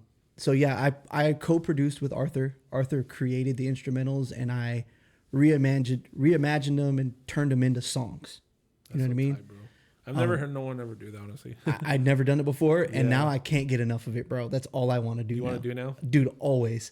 What the fuck? I don't have to make my weak points are making cool chords, and Arthur being the guitar player he just like makes the coolest sounding chords, transitions. He's so good. So it feels like sampling. You know, you make beats when you sample. So I did the arrangement, co-produced with Arthur. Arthur sometimes would be like, there's a song where he's like, hey, I don't want you singing on this shit. You better rap. And I'm like, all right, man. Because like he had sent me another one that's like this sweet little like fucking bop. Oh, okay. And I sang I did like 1 8-bar verse. The rest is singing, harmonies, all this cute shit. And he was like, that was cool, but I don't want that for this song. You better fucking rap. I'm like, he's on no choruses, no hooks, no catchy shit rap. And I'm like, oh, fuck, man. All right. It's my people always telling me, hey, fucking rap already. I like quit how playing you're, around. I like how you're saying that, because I want Absurd to clip this. The fact that you're actually open to listen and to maybe step out of your comfort. We're like, oh, okay. Dog, I do not have time to butt heads with my people. Yeah. I wouldn't be working with him if he wasn't great. Yeah. You know what I mean? I mean, you started you started off working with them for a reason. Yeah. Why fucking turn something down or be like, nah? You know what I'm saying? Nah, there's plenty. We're going to do 9 songs. There's plenty of time for me to get my shit off. You know what I mean? Yeah. Like we all have our moments. I think being in a band teaches you that everybody has their time. Everybody has their moment. That's tight. So we do that. I recorded most of it myself. And luckily did good enough for Javi to salvage the vocals. He made them sound great. They did not sound like that on the demos. I promise you that. But yeah, so Javi ends up doing the full mix and master with all the tracks, all the stems, all the everything. And then we had to mix and master them to the specifications of Lika Music International, which is a publishing company that works in sync. So the album actually dropped in November of 24 on their website to their customers who are, you know, people who do music for TV and movies. Okay. We released only the clean. So there's clean versions of these songs out there. Oh, wow. With really silly replacements for the cuss words. But they're on their website. Okay. Because they don't want profanity in any of their music because it's hard to place into TV or movies if it has profanity. So the album drops there then, and then they ended up getting a distribution deal with Downtown Music. So when that came through, they were able to digitally distribute the whole album last year, 2025 in November on Black Friday. It hit all streaming platforms. Tight. But because it's one of those fucking publisher things that they're trying to, you know, that they have, it's a deal. It's a share. Yeah. I'm not able to put it, you know how you could pull your song up on Instagram? Not those. Oh. So I'm bootlegging my own shit to put my content out. When you hear my songs on Instagram, that's me uploading the file, or on TikTok, I'm uploading the file. Okay. Because the distributor, they decided not to distribute to those platforms. It's on Spotify, it's on Apple, it's on Amazon, it's on all those, Pandora, right? But not on Instagram. It's not on Snapchat. It's not on TikTok. I thought once you get them on there, you could get them on there. You still have to select them. You have to bubble select those too. I can't select them. They're not even an option. G. Yeah. I'm making the video and uploading it, And that's how the song's getting. And just hoping I don't get copyright struck by my own fucking label. That's crazy because that's just how a record label is, dude. Yeah, well, it's I get it. Like we did this because it was something new. I did this, and Arthur was patient with the whole process. But dude, who gets that kind of an opportunity? For real, it's bigger than what you're looking at. Yeah, and it's long money, and I'm gonna make 1 million songs. Yeah, I've already made so many. You've heard more songs that I've thrown away than I've actually put out, probably. You know what I mean? Yeah. Fuck. But like, so it was fine to put the investment in, and so that's the team. You know, it's always my people. It's if I'm doing anything, my lady's involved, my brother is involved. Dub's involved, Javi's involved, Steve Hudson. Even right now, Arthur hit me up about a new project. And he was like, have you thought about features? And I'm like, no, but Big Dub and S. Dot, okay. And he's just like, LOL. Like, why would I get features? You know what I mean? Yeah. I don't know. You know how it is. Yeah, obviously, yeah. Everybody has their lines and their lineups. And even though I am very like big on collaboration, it's not for everybody. It's not for all the times. You know what I mean? No, and like you said, it's not for all the time. I kind of have. It's really fucking cool, and I'm grateful. But like, I have this sick ass team around me. I have all this support around me. Very, very dope team. Yeah, and so happy even it's family. Yeah, right. And even the song I made, the entrance theme for the Good Brothers, the pro wrestling tag team. Okay. I made that for them, and even that. Javi had a hand in. Javi mixed and mastered that. Damn. And there was a world we couldn't get the scheduling together, and the boys, the Good Brothers, Machine Gun and Doc, clipped that for them. Shout out to Talk and Shop and the Grunt Gang. Let's go. Hit some shit. Yeah, of course. Yeah. I was about to do it. I didn't want to cut the audio. No, do it. Fuck it. Shameful plug. They didn't want. I gave them different versions, and they picked the non-rapping version. So I had a version where I was rapping the verses on it and singing the chorus, and my plan was to get Dub to rap it. Oh, okay. But I had showed them the two references, and they picked the singing one because it was more like that's what their other songs were. Okay. And it fit more of what they were doing, so they went with that one. That's tight. But there was a universe where Dub could have been rapping on that one too, and I couldn't get it to them in time, and then I couldn't get it to them with him. I feel like I'm a betting man. I'd bet that if they had heard Dub's version, they would have picked his version. Really? Hell yeah, man. Just because of that voice. He's great. Yeah. He's great. The voice obviously makes a lot of... Damn. Yeah, he commands Maybe you can still show it to them. I mean... Well, here's the cool thing is it's my song. Okay. So all I got to do is text the brothers, hey, man, I want to put a remix out. Is it cool? And they're going to be like, hell yeah, baby. It's out. Jay. Yeah. Fuck. All right. So it's in the works. It'll happen. If people want it, they got it. Okay. You know what I mean? Where are the Good Brothers out of? The Good Brothers were former WWE tag champs. Mm-hmm. When they left WWE, they went to the Indies. They went to New Japan Pro Wrestling. They went to one of the boys has dreadlocks, doesn't he? No. Oh, okay. They're both big, bald, white guys. Okay. 'Cause I remember this because I stopped watching WWE like as soon as John Cena came in. I stopped watching it. Oh bro. shit! No, the Good Brothers are like they got to WWE in like 2014, I want to say, somewhere around there. Way later. But they're like legends in Japan first, and they're on the East Coast, kind of like Florida, Georgia area. I watched some like underground wrestling shit, bro, and it's crazy how like some underground wrestlers like are really huge, even big. Like, well, these guys are like mainstream wrestlers that are in the underground right now. Like they've had I think 3 runs at the WWE and held tag team gold multiple times, and they're the type of team titles and shit like that. You remember the Dudleys? Oh, of course. Yeah. Okay, so like you know how the Dudleys, wherever they would be, they're the big thing. Mm-hmm. They're like that. Any company they go to, their presence is felt because it's like, you know what they did over here. You know what they did over here. And I was lucky enough to get on their radar and make some music for them. So they have me on their podcast every Wednesday night too, on their live podcast doing sound effects. Oh, that's right. Yeah, hit some reckless shit for me, man. I've seen you. Yeah. I see you do. Damn, son, where'd you find this? Way too loud. They're always at the wrong time, but they're my dogs, so they're like, we don't give a fuck. We love you, buddy. Like, yeah. I've seen that shit. That shit was so dope. Yeah, man. It's dope that you connected in that way because I know wrestling is a big thing in your life, bro. Yeah, You love man, we wrestling. love that shit. Yeah, I've always known that about you. Like, and me, it's like it just grew out of like I just didn't like it no more because of like the characters. I think John Cena made it like I never disliked them. It's just there was a different feel to it. Yeah. And then he came in and it changed. I think everybody has their era. And Yeah. even me, like I watched it as a kid. I kind of stopped watching between, I don't know, 2003 and like 2013. It's a whole 10-year gap. My little brother is a lot younger than me. So I would watch with him. I'd play the video games with him. Whenever a WWE game would come out, the games are dope. I'd get him the game. We'd play the game like crazy. Games are super fucking bad. My pops, he hates Save Mart Center. He's a big guy. And you okay. can't really, you got They bad have fat seats now. Well, he's got bad knees too. Oh. And he's like, I'll never go there. Yeah, they have the double ones now, dude. Yeah, dude, I'll tell him. Hey, Dad, they got fat seats now. Yeah. I'm sure he'll love to hear They got that. gem seats now. They got king size seats, bro. King size, deluxe. Yeah, deluxe. no, just say they're BBL ones, bro. I You'll feel better. definitely won't tell like, my it's dad. It's for the BBLs in Fresno. Definitely won't tell my dad that. But he would always get us tickets back then. Too. Yeah. Hey, take your brother. Give me tickets. Hey, take your brother because I'm not going. All right, cool.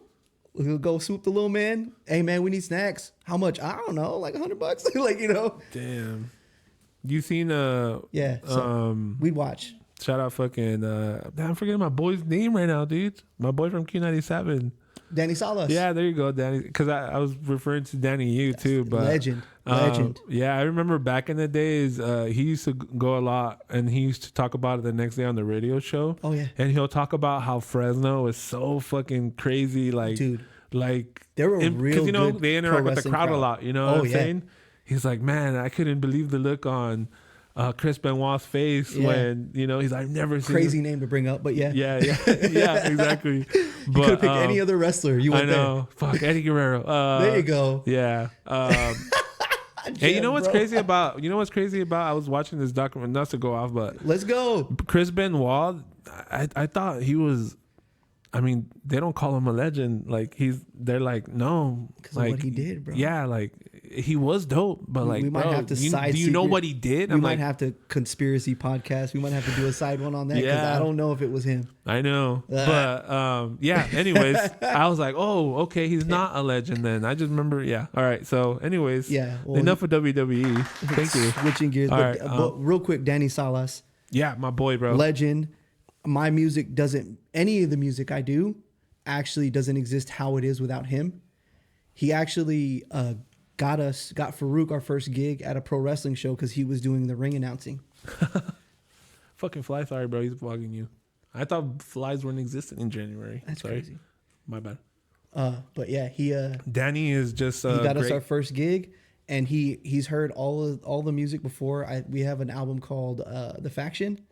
And he did like the first album? Yeah, second. Okay. He did a skit for us on it, like a radio DJ skit. Yeah. And like, he refuses to pay for merch. I try to give it to him all the time because he always would come and just do shit like on the strike because that's my boy. You know what I mean? I'd be like, dude, like, at least let me give you a hat. Yeah. No, you spent money to make that hat. But nah, he did. That's the type of person he is, bro. He's a great guy, and you still see him on his promos wearing Farouk gear and stuff. Yeah. Fresh as ever. Like I seen him wearing the J-Dub one too. The man, bro. Yeah. Just an absolute legend and brought so much culture to our city. He's the reason why I podcast, bro.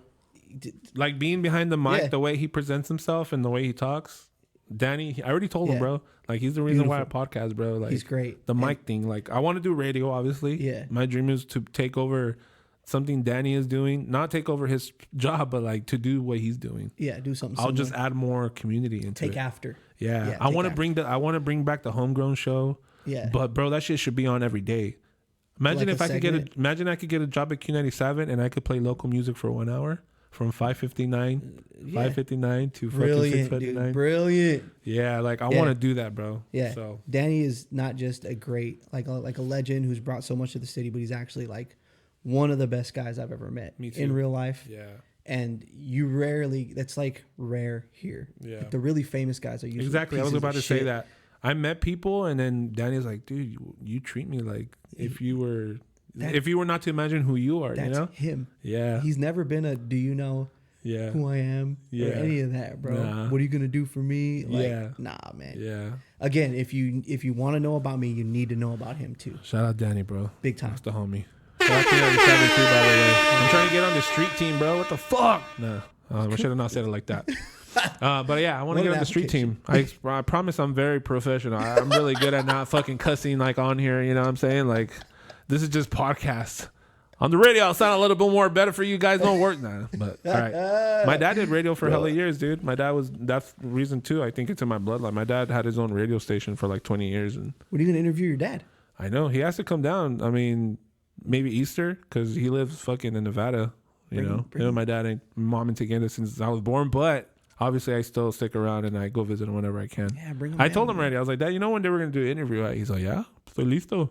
And he's like, you're going to have to chop it up English and Spanish because his English is really good too. So, dude, YouTube does the automatic translate now. True, With Lit the AI, Baby. that shit's so whack though too because it sounds all weird. I know, it's funny. They as should fuck. be able to figure it out where they could grab your voice because they could grab your voice and AI your voice to say anything. Yeah. If they could do it like that, that'll be tight. Oh, they will. Yeah, We'll maybe get in a there. year from now. Alternate audio type shit. Yeah, made it really good.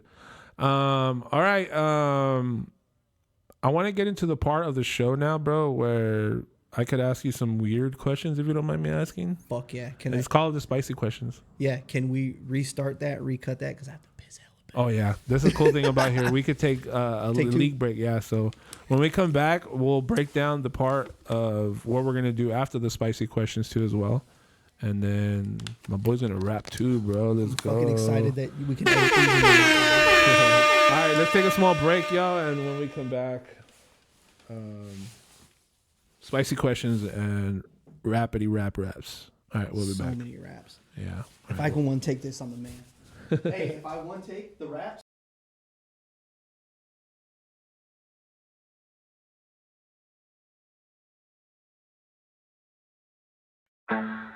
Yeah.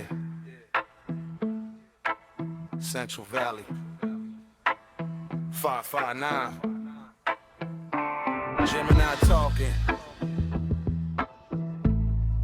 BornEvillStudios. Taco Tuesday. Yeah. Pull up on a weekday, feels like a weekend. Gemini cooking up truth, let the heat in. Central Valley soil in my veins when I speak in. Fresno to the fields, every storyline deep in. Chrome mic stand, smell of dust in the hallway. Cheap chairs creak, but we still talking to Broadway. Late night, hot plate, dreams on the stovetop. Every guest hungry, but the budget at a thrift shop. Flyer on the wall, marker ink barely hanging. Phone on silent, but the whole block ringing. Talk about the courts, talk crops, talk crime, talk kids in the system and the ones doing time. Red eye host, but the mind sharp razor. Ask hard questions, never ask for a favor. Born evil banner in the back, tape crooked from the gutter to the world. Every segment stay rugged. Taco Tuesday live from the 559. Gemini serving up the real every time. Only on Born Evil, we gon' carve these lines from the valley to the globe. Let the culture shine. Taco Tuesday where the outcast talk. Central sun burning, but the game stay frost. If you ain't from here, you don't know that cause. Gemini hold it down, never taking the loss. Yeah. Grease-stained notebooks, scribbles on the margin. Stories from the orchards, bullets in the garden. Mics taped up, but the convo flawless. Laughs in the dark, then the mood turn lawless. Kids hit the DM, you the only one that get us. Single mom calls, say the words really fed us. OG in the corner saying keep it like that. Cause the news skip blocks with a pavement crack. We break bread on the air, talk rent, talk stress. Talk homies in the ground, how we carry that mess. Talk hustle, side jobs, late checks, bounce dreams. Talk faith, talk rage, talk stitched up scenes. Gemini steer through the chaos steady. Voice like a tattoo, ink cut heavy. Born evil on the sign, but the heart pure gold. Every Tuesday night, whole valley feel gold. Taco Tuesday live from the 559. Yeah. Gemini serving up the real every time. Only on Born Evil, we gon' carve these lines from the valley to the globe. Let the culture shine. Taco Tuesday where the lost get found. Every raw conversation shake the whole damn town. If you tuned in once, then you ride or you ride. Central Valley in your veins when you hear that side. 559 stamp on the soul. Born Evil building from the hole. Every taco on the plate got a story untold. Hit record, let the struggle unfold. Yeah. Taco Tuesday live from the 559. Gemini serving up the real every time. Only to the globe, let the culture shine. Taco Tuesday, this that frontline talk. Dust on the shoes from the same old block. From the vines to the alleys, we connect that way. If it's real, it gets said on a Taco Tuesday.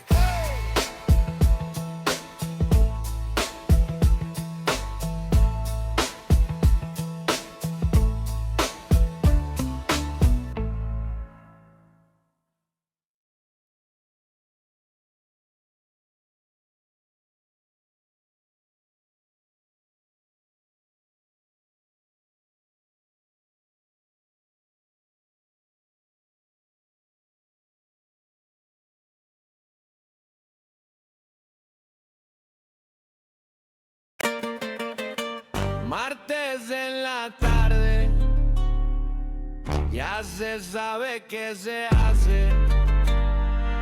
Sube el volumen, compa, que el valle hoy se levante. Desde el valle central, donde el sol pega sin falla, suena Taco Tuesday en la troca, en la sala. Gemini con la voz, platicando netas claras de la vida, del jale, de la cuadra y la bancada. Se oyen risas, se oyen chismes, historias que nunca fallan, invitados bien pesados y también raza calmada. Cada martes hay carnita pa' la mente que se cansa. Este show es como salsa, pica pero siempre encanta. Taco Tuesday, el más chingón del valle con Geniani al mando. Nadie le sale. Taco Tuesday, se respeta en cada calle, puertas más doutes del valle. Del valle. Del campesino al barbero, todos tienen su pantalla, escuchando en el descanso mientras prenden la parrilla. Unos con soda en la mano, otros copa bien helada, pero todos conectados a la misma madrugada. Hablan neta, sin caretas, lo que muchos se guardaban. Aquí sueltan la verdad, como si nada pesara. Si preguntan qué se escucha cuando el martes se levanta, es el Taco Tuesday, perro, la voz firme de la raza. Taco Tuesday, el más chingón del valle con Geniani al mando. Nadie le sale. Taco Tuesday, se respeta en cada calle, el podcast más dopes del valle. Del valle. Si andas lejos del condado y te pega la nostalgia, ponle play a ese episodio, vas a oler hasta la salsa. Lo central valle Rexen, cada historia lo resalta. El Gemini trae la bandera bien clavada en la garganta. Taco Tuesday.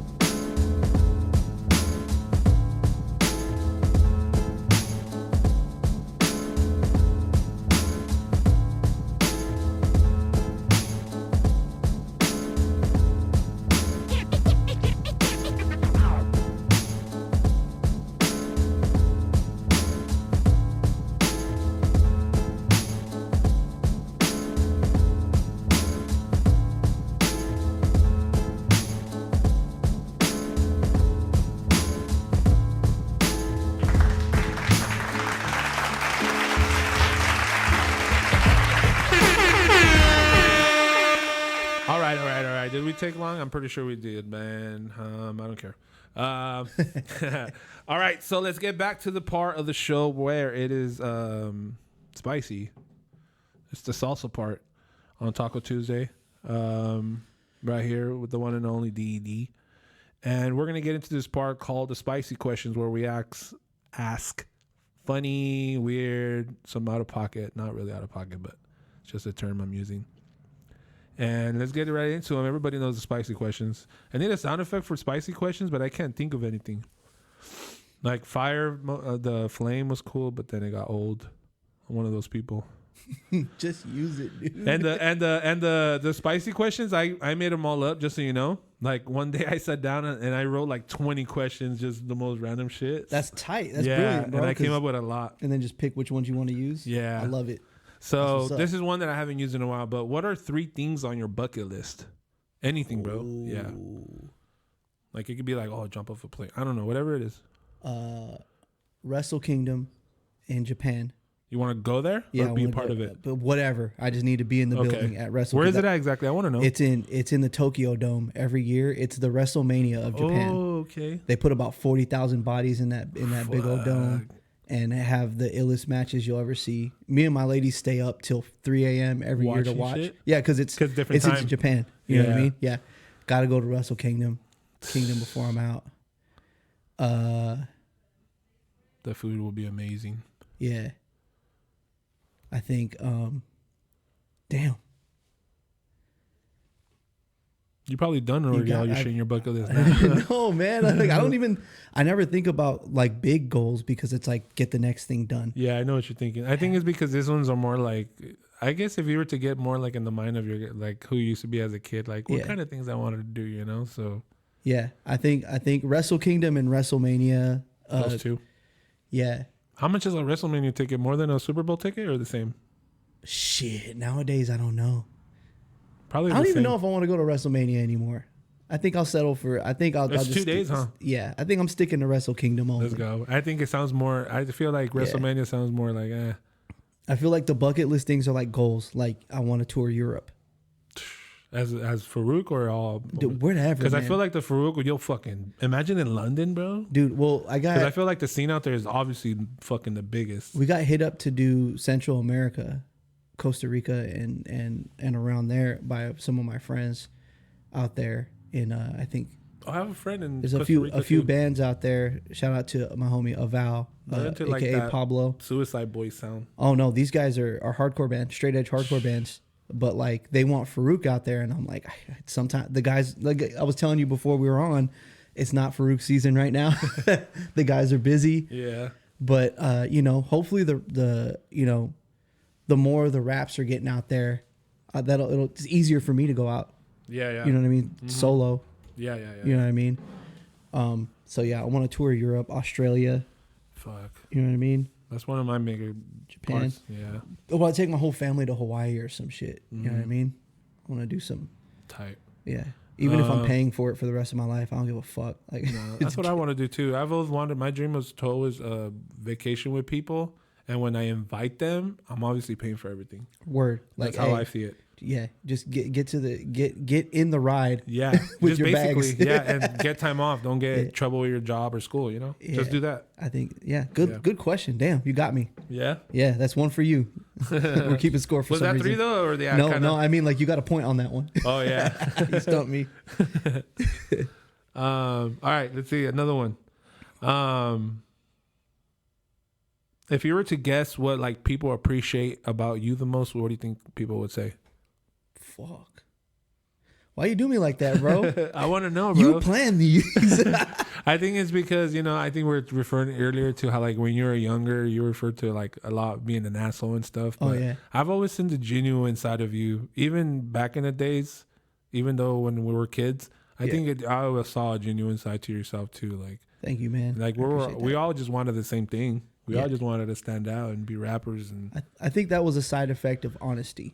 You know what I mean? Yeah. And sometimes the honesty is brutal. And sometimes I'm talking out of turn. Yeah, I can say it because I'm right, but why should I say it? Yeah. But it all that's the maturity now. But I'd hope that people appreciate my honesty and my really bad puns, like really bad jokes. I really just want to make people laugh most of the time. Yeah.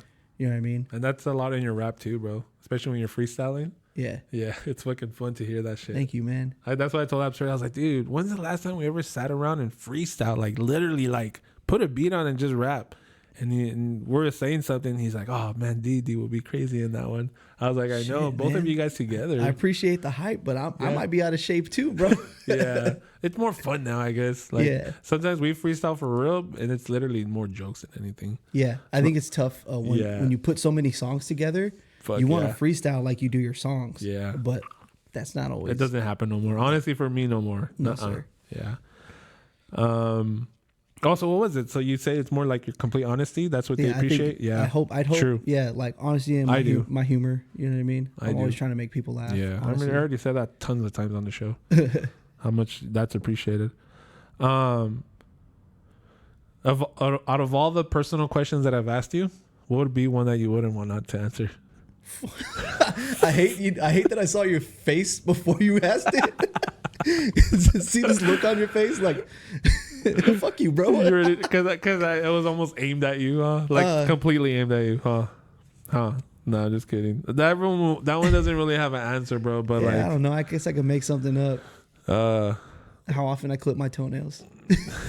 There you go. You look like you have a good what is it? A good pie. A good pata, bro. That's a weird thing to say to your friend, but luckily I'm cool with you. So let me tell you something, all right? So growing up, bro, I've always had stinky feet growing up, right? And it probably happens, obviously, since like the time where like you start getting into girls and, you know, like middle school. So from all middle school, all high school, bro, I had stinky feet all the time. I don't know why.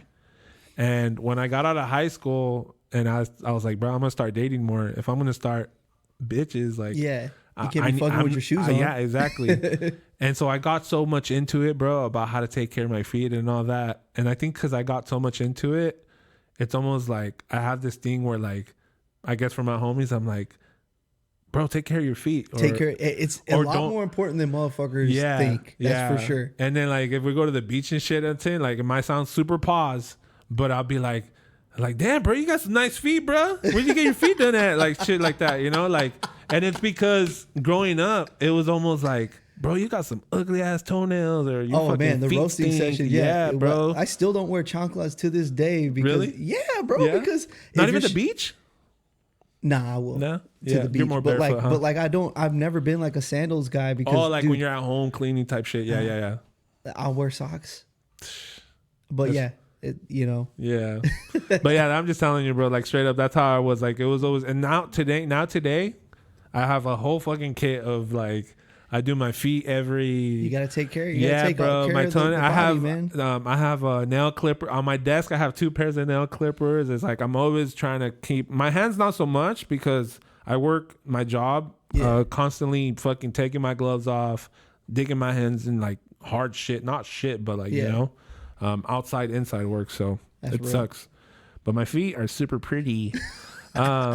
You've heard it here first, folks. Yeah. Gemini's got I can't believe we just had a whole clip about feet. Yeah. Which is pretty cool, honestly, if you ask me. Gemini's going to make so much money on the internet. What are some of, I want to know, are you pretty athletic, bro? Like, what are some of your favorite sports to play? I used to be really into sports. Really? Yeah. And as I stopped growing, and I was like, well, fuck, I got to get funny or talented or something. Because, like, what were you into? What were some? Don't say soccer. Everything. Okay. I played like t-ball in little league as a kid. Mm-hmm. I played basketball as a kid, like in like leagues. My mom would put me in leagues. I did karate as a kid, like anything. And you were badass, right? It was not like just a participation trophy. I had like a little orange belt, you know what I mean? I got MVP one year in baseball. So you were athletic. I could run, you know what I mean? I could run, and like I had a little cannon on me from center field, man. I was not accurate, bro, so I couldn't pitch, but I could catch. I could get under almost any fly ball around me. I was a fast little fucker. You know what I mean? I think that's one thing I've always wanted to know about you. Were you into sports? Yeah, I was quick. And I threw left-handed. Okay, so you're lefty. And so they put me in center field, and I could. If somebody's trying to get round third, my catcher was like, "Just get it close to me, bro. Just throw that shit." That's tight. But I was really into baseball as a kid, and you know, pro wrestling is fun. I love MMA now. Yeah. When I get to the house, me and my brother are gonna watch the fights tonight. Oh yeah, that's right. Fuck, I forgot. Yeah, man. Wait, there's no fights on Tuesday. What are you talking about? Oh yeah. Oops. Nah, dude, Cut. Edit. Nah, not everybody knows what's Hey up. man, those fights on Saturday night were so good. Did I you know, see them? I know. What's his name? Win? Nah. Can't believe knocked them out, bro. Nah. Yeah. And then when she won by that tripped That me shit out. was crazy, bro. How about that gets one? No, I'm looking that You're funny, bro. Yeah, love sports, bro. Love sports. up. Yeah, I think that's one thing I probably never knew about you. Like, just because I'm big into sports too, but basketball is my shit, bro. I love. Well, you're tall. Yeah, I love basketball and too. football, I'm a big guy, but football is never like. I just like it now. Yeah. Football was the last sport I liked, but growing up, it was soccer, baseball, and then basketball. Bro, I loved basketball. I was just heartbroken that I was never gonna break 6 foot tall. I know. It's just so sad. I'm happy I got there, but it was still the Mexican part. I got good at passing and fucking defense. I like wait, you're hockey still too. I Mexican. fuck with hockey too. I was playing hockey for a Me little bit. too. Yeah. Oh, you played it? Yeah, ice I hockey never got to play. That's for a one little I told my mom. I was like, Mom, you never signed me up for hockey. They don't have that shit out here. No, they don't, and it's dummy expensive. I got to Yeah. scrimmage for a couple of times. I remember the skating places used to do it. Yeah, man.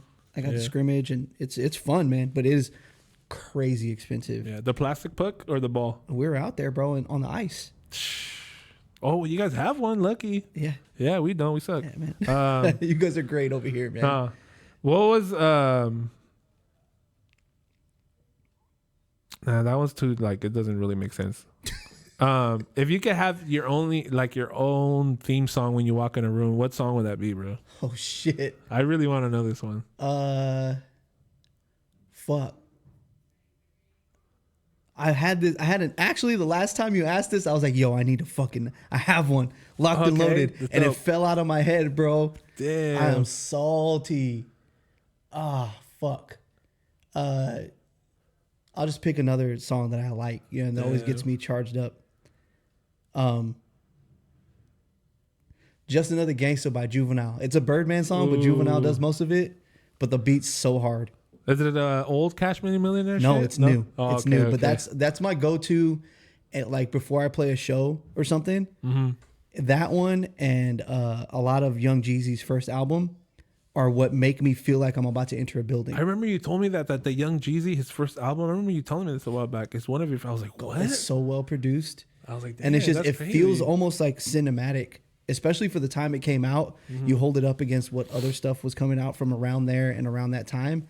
And he has this like epic feel to him to where like there'll be times where I'll play like a big show at a venue and I'll kind of feel some nerves. And some of the sound guys will ask me like, well, what do you want to listen to while you guys are setting up? And I'll give them a playlist and it's all rap. And then it just like, it just almost reminds me, you know what I mean? Damn. I think you were Just talking about Another it on the Gangster, Discord. that's my jam. I think you were talking about on the Discord about like how Young Jeezy's first album is just so fucking. It might have been. Yeah. Yeah, that's there's badass. a few albums out there that like people just kind of sleep on, I think. Yeah. But shit, that was 20 years ago, I think. I think his first one came out in 06 or 07. Damn. Yeah, His like first big 07, one. 08. Yeah, His yeah, first yeah, big yeah. one. Damn. How a fucking long time ago. Yeah, I'm old as fuck. Nah, we're not that old. It's just time goes by faster. It does, I don't even man. know what to say. Like that, like my boy Machine Gun says. It goes by like that. Fuck. What's your like if you could be in any? Because I was looking at another one, but I was like, nah. I'm trying to look for the best ones for rock. I But, appreciate you, G.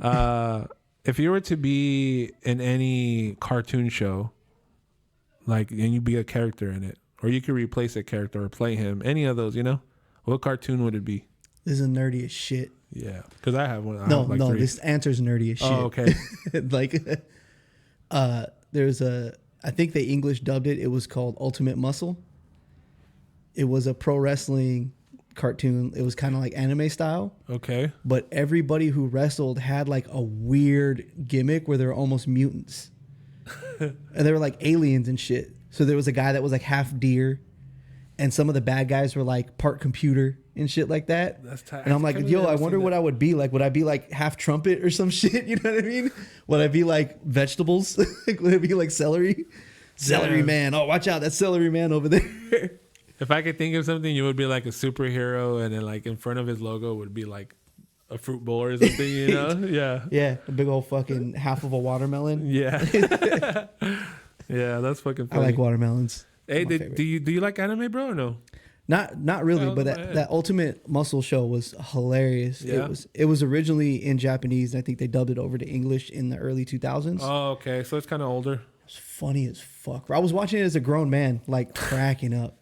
Bro, I can't watch no more cartoons as I'm older now, but I think Simpsons will always be the That was king. gonna be my one because I Yeah. love that show so much. But Yeah. also it'd be funny to be like I gotta put you on and like find some clips of it or something.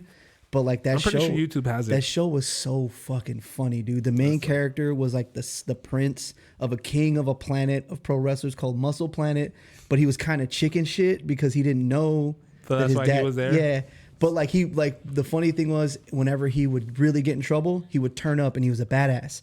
But it was like he would have to get the absolute dog shit beat out of him first. And have to be counted out completely, and he'd be a bitch the whole time. He'd be like farting and like crying and shit, like no, please don't hurt me. And then just something funny. would click in him, and he would fucking turn. And all of a sudden, he'd kill. Like it'd be funny to be one of the villains fighting him. Like he fought like a half snake guy from an alien. You know what I mean? Like I want to know, like, well, what would D.E.D be? I'm like, really gonna look that up after. like this. I'd be like part guitar or some shit, or I'd be like a whole band setup, like a drum kit, That's and true. like a microphone and shit. And I'd be hitting them with fucking the big toms. That'd be tight, actually. Yeah, because I'm trying to think about it. Like, You AI motherfuckers, do something cool. I know. Fucking nerds. nah. Fuck y'all. This is one question I want to ask you. I was about to call you Rockman, which Whatever. I could, You, obviously. you know all my names. Yeah, but I want to know what is your top 5 when it comes to MCs. Yours, as in like, who are the top 5 rappers that influenced you all around? Influences? Thank you. Yeah. That narrows it down. Yeah, because I can. If I were to tell you, who do you think? Obviously, we're all gonna say the same people. The best? Yeah, but I'm for gonna you, say your Gucci influences. Mane 5 times. Damn.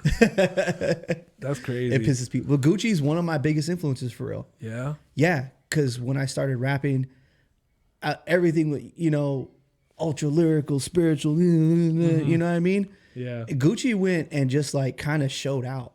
And talk about being genuine. Like that didn't seem like somebody putting on a persona when I saw him at first. And that inspired the fuck out of me because like he didn't give a shit what people thought. He just did what he did him. And the way he puts songs together, his rhythms and stuff, like he does, if you really break down some of the stuff he does, he's like advanced when it comes to placement of syllables. Yeah. So yeah, Gucci's in my top 5. Remember Lil Wayne said who is his Shout two out favorite to rapper? Gucci, Yeah, shout out to He Gucci. was like, yeah. Seriously, like I get in arguments with my homies, my boy Analyst, who's just one of the most talented technical rappers that will ever be on this planet. Like so advanced. Me and him back in the day, he used to be like, you really don't like him. Don't fuck with me. I know you're trying to be funny. Like, you know what I mean? Yeah. And he's like, I can't believe you really like, even I brought him up the other day. We were talking on the phone. He's like, you really like that guy. And I'm like, you don't understand. I'm like, Trap just House bad. 3. Listen to Trap House 3. He comes in. I'm sorry. No, you're good. We're here. Listen, he comes in almost an entire bar early. You know, when you start a verse, a lot of people start on the first kick, Yeah. or they start a little after the first kick, or they'll start on what they call pickup notes. You start a cup like one beat before the kick hits. You know what I mean? Yeah. This motherfucker starts almost an entire bar before the first kick. And he put his rhyme word. You know, a lot of times you structure rhyme words, they go on a snare, right? Mm-hmm. That's like the generic way to do it. They go on every snare. His rhyme word was on the first kick of the measure of the first part of the verse. I want to do that now. He did it the entire first verse. The rhyme word is on the one. A Trap House 3? Trap House 3. Hardest song ever. And it was such a strong flow that Rick Ross did a feature on it. Ross had to do the same fucking flow. Damn. Because like it was just unescapable. He created this mood, this vibe. And yeah, he might not have been really saying shit. You know what I mean? But they're just Sipping Coronas with The my cadence, all vatos. that. Mi caso, you know, is su caso. I don't sip Coronas. I was still gigging to that shit. You know what I mean? Like his ability to almost not say shit sometimes. Sometimes he's really saying some shit too. But yeah, his ability to do that and just overall just energy and just being so sure of yourself is the real power in this. So him, Gucci, bro. Four more. 2 Chainz is up there. Let's go. Mac Dre is up there. Pimp C when he got out of jail and he started singing. Oh, okay, yeah. That when he was trying to make jazz music. Again. I was telling you, if I'm singing, I'm trying to be like S. Dot. I'm also trying to be like Pimp C. Damn. Swear that I got a bad one by my side. I can't believe that's what he really wanted to do. He's great. He was good, man. He wanted to sing more than rap. He was really fucking good. He wanted to transition to jazz. He was really fucking good. He was. Andre 3000, honestly. Damn. You have a fucking badass top 5, bro. The influences? Yeah. Influences, those are the... Can you remind me why 2 Chainz? I mean, I think I could almost tell He's why. witty, dude. Yeah. He like reminded me that this is supposed to be fun. I was about to say that. And like a lot of times, especially coming from like battle rap and shit, or like you get tied down by like having to be so serious or make so much sense, or like that's kind of corny. I don't want to say that, or that doesn't really rhyme so good. You know what I mean? Or you could just say, I'll take your wife, give her back. 9 months after that, Similac. That is so, yeah, bro. It's I don't know what it is about 2 Chainz too. She got a big booty, so I call her Big Booty. Who starts a verse like that? Yeah. And he got away with it. Yeah. And it hooked me because I remember that now to this day. That song came out fucking 15 years ago. I realized who 2 Chainz one was because I already heard his music, but when he did the BET cipher, I was like, oh. Yeah, and he could do it all. He could really do it all. Now shit, he's now every time he drops something, I'm listening to it. He's like a JID, like a JID, or you know. And all those guys are great too. Yeah. But me being old as fuck, like those are my guys. Also, he performed at Fresno Fair a couple years ago and tore it down. I would have. He came to Visalia one time too, and that was the year I was in fucking Reno. I was like, dude, he came to Visalia. Fuck. Yeah. So it's a case study for 2 Chainz. He has a song on like one of his early mixtapes called Dope Peddler. Again, you know how I live. Why the fuck would I be listening to a song called Dope Peddler? You know what I mean? But you're just so much into the fucking rap, dude. Bro. The beat. Hopefully we could like listen to it later or some shit. We'll make clips. Is it on one of his old mixtapes? It's old. The beat is bad. Was he when he was Titty Boy or still? It was like right in that transition. Okay. The beat is like actually really bad. Like it doesn't make sense. Like it sounds like. I could only imagine it because I remember Wayne used to do that. It sounds like somebody just clicked random shit on Fruity Loops. Like the snares aren't in the right place really, and the kicks. But he just went off the way he did it. And I think it's at 100 BPM, but halftime. And it was formatted wrong, like it was short a bar or something. And he rapped to the beat, and he carried the beat. Similar to Tupac, you know what I mean? He's everybody's influence. Tupac, Mac Dre, they're almost like. You shouldn't even say them because everybody knows, you know what I mean? Especially out here. But like, there's a lot of Tupac like beats. No offense to some of the producers, but like, I don't know if anybody else would have made them as good as he did. Like he made like some of that production. Same with Mac Dre. I don't know if a different rapper gets on that if those songs are that good. Yeah, that's a different level. I'm trying to do that now because I've always kind of depended on being creative and being kind of unorthodox. Okay. But to have the skill and the presence and to command with your words and with your voice to transcend above a beat and to carry the production, that's the next level. That's guys like 2 Chainz and Gucci Mane and Pac and Mac Dre and Andre. You know what I mean? So there's a lot of Dre's in there. Big long rant for top 5. Fuck. Y'all got homework.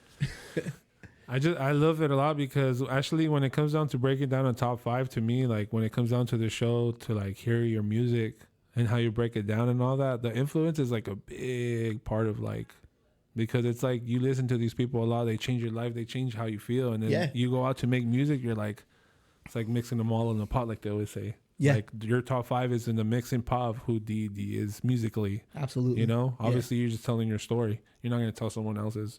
You know what? I'm sorry. One more. Cannabis. I don't even know if I grew up listening to Cannabis. I can't not mention him. All those guys. When I started to mature as an MC, as a rapper, as an artist, was all those 5. But I don't even know if I start freestyling if I don't listen to Cannabis in fucking 1997 or 8 or whenever it was. Damn. So you were hearing him back then already when we skipped all that story. Yeah, I forgot about that. Yeah, that was like tight. a big part of it that I feel like I kind of missed that. The beat that my buddy showed me how to loop on Gold Wave was a Cannabis beat from his album. Because I played that album front to back. And you know, East Coast rappers, I didn't even know, obviously it was a thing, but you know, East Coast rappers said that back in the days, you know how you'll hear a song and then the way they used to pan it out, like just lower it instead of just cutting it out now on rap songs. the fade.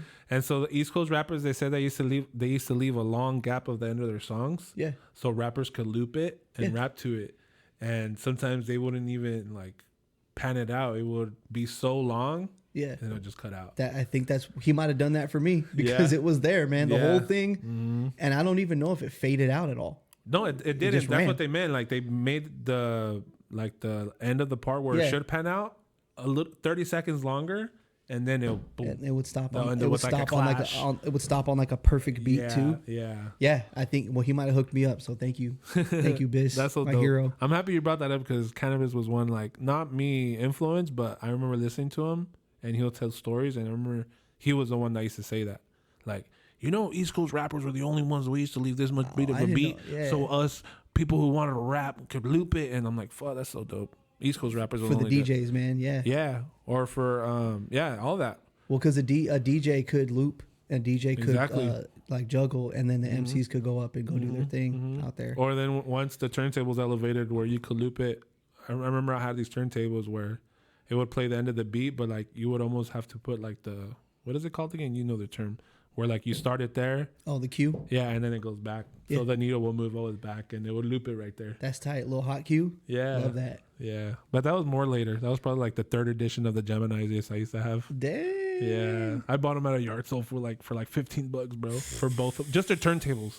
No needles. No needles. Bro, yeah. Still. No needles. And Cosmo. I remember Cosmo. I know Cosmo. Yeah, Cosmo's. I have needles. I was like, fuck yeah. I put them in there. My uncle had his old mixer from his older DJ and it worked. Let's go, Cosmo. Yeah. I remember the fader was like this. So I used to fucking go like that. Everyone could hear it on the podcast. Nah. Fuck, bro. Instead of having it sideways, you know? Yeah. Because like that, it would have to be like that. So I would be like. Yeah. Damn. All right. Let's get into this one part. But, well, that's enough of the spicy questions. Speaking of what's spicy. What's that in your bag, bro? What is that you brought? I brought you some vegan snacks. Spicy questions. I thought they were your shit, bro. Nah, I was like, you brought your own snacks and like, damn. If you're gonna show up late how'd to you work, know I like this type shit? I like this type shit. I'm not vegan, Me but and you were like this. Vegan has the best, and it's Trader Joe's. Damn, I've been asking for Trader Joe's in Visalia. Those are like the less stomach hurt version of Takis. You know what I mean? That's what's happening with age is that I still love the chilies and all that. Yeah. And I've been telling people Trader Joe's and Sam's Club, obviously, they have the best. The brands that we're used to, like Lay's and all that, they're whack now. I mean, sorry guys, they're probably sending a sponsor right now, but when it comes to shit like this, I love it, bro. Yeah, I Tell love my wife, I'll be buying shit like this. Yeah, these are some of my favorites. I kind of step on them with, I dilute them with like Fritos or other chips, so then like they don't burn as bad. I'll mix them with popcorn. So they're really spicy? No. Oh, okay. But like, how can I explain it? 5 of them, you're good. 10 of them. You're in the zone. These are all mine, right? They'll be gone by today. No, these are just for you. Chips, I eat them by the time I feel really bad for being late, but I did do some pre-shopping. I brought vegan snacks. Dude, thank you so much, bro. Because that's gonna be the next record we're working on. Is me and Lost Loves are gonna make a record called Vegan Snacks. Let's go. We're in the talks of it. And he wants to do like volumes of them. He's doing tapes. He's doing real old school shit, and I get to be a part of it. And he wants to do like he sent me like a pack, so I call it the Vegan Snack Pack because he sent me a pack of beats called Vegan Snacks, zip drive. And so I'm gonna let you in on what we're doing because it's fucking cool. And like we just developed this like last week. Okay. So I got the beats and it's all his setup. Drum track 1, he sent me stems. Drum track, sample, bass, and then whatever else he did. I put them all in one file with all in the same line. Yeah. So I'm recording them all like they're one. Damn. And we're doing 4 songs at a time. He's gonna put them up. I think he's gonna put them out on cassette. Don't quote me, but his to release. This is my brother. You know what I mean? And he was like, I just want you to rap. I'm like, I'll rap for you. I could do that. Like, especially now how I record. Yeah. It's really easy for me to just put down raps because you're just recording. He's doing everything else, right? Yeah. So and like the rapping is the easy part. I don't know if we were on the pod or before, but I do all the other shit I was doing so I could rap. It really is my favorite part. It really is the easy part. And he called it Vegan Snacks. I'm like, that's fucking hilarious. We're doing it. It's called Vegan Snacks. I already have a demo of one song. Let's go. Probably gonna finish recording them. Cover art and all that too, or no? That's him. I can tell you about the raps. I'm rapping, and it's exciting, man. I think I can't wait for that. 3 more to do. I'm gonna probably finish recording it like within a month. So it'll be out like in a month and a half. I don't know when it's gonna come out. Whenever you'll know when it comes out. I'll send the link. Yeah, I mean, yeah, you already post know. it on Discord. You know what? I'll probably send you guys demos and shit ahead of time. You know what I mean, so you guys could like hear it and shit, give me your feedback or whatever. I love that concept, bro. I really, really do. Yeah, man, it's exciting. There's other stuff I can't talk about that like is about to be released that I'm really excited about. That I'm doing. That I was up till 7 a.m. One of those things doing. Yeah. That I've been on the phone almost, 4 or 5 hours a day sometimes, being an executive producer for something. Yeah. I'm so excited about. But I can't wait to hear that, bro. I'm an co-executive producer. Yeah. But I don't make the calls on the news on that one. I don't get that part of the power. I get like the. But the good thing, it's your boy right there, bro. Yeah, it's the music. I get to talk to that person about the music and about their concepts, and it's a really cool opportunity. It's been a pleasure working with the artist that I'm not telling you about. Congratulations, bro. Because I already know it's bigger than what you're telling me. I'm sure you're gonna tell me off. Nope. Where's J-Dub? J-Dub, nah. There's a lot of things I have to kayfabe right now. I need to kind of keep under wraps because that's good. I get to participate, but it's not my news to share. And it's one of those things where I'm being so trusted to participate. I don't want to fuck it up. Yeah, but like, no, I'm excited for you, bro. It's been a pleasure. And it's one of those things like when I did the Good Brothers theme, once it's out, I'm not going to shut the fuck up about it. So get happy that I'm quiet about it now because once it's out, I'm going to be annoying. I'm sorry. You can unfollow me if you want to. And everyone needs to learn that. Let's start being annoying, bro. Yeah. And let's start getting unfollowers because that's what we need in this world. If they're not down with the cause, man, they can go. Exactly. Why are they hanging out in the house if they're not going to contribute? And not just to say that, but no matter what, your followers is still growing, bro. I mean, you're still growing a lot fan base, especially now that you dropped this last album and then the next one you're working on, and therefore. Yeah, I'm thinking of putting you on one of my songs, and I think I told you on the last. Didn't I send you a message about being on one of my songs in the last album? Probably. But I think something. I might have rockstarred you. I'm sorry. No, I think it's because I said, why would I put him on a song like that when he doesn't make music like that? I almost like when I think about a feature. Oh, stylistically? Yeah. Yeah, I feel you. Like sometimes when I think about a feature, sometimes it's more like saying like, hey, I want to make a song with D.E.D, so I have to find something for him. Instead of me having already something and then be like, oh, I'm going to hit up D.E.D for this one. Like, no.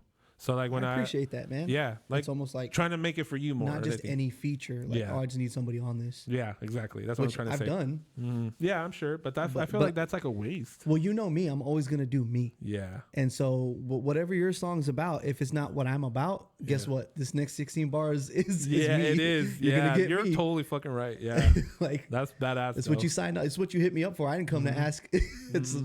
Sorry if you didn't like my feature, but you hit me up.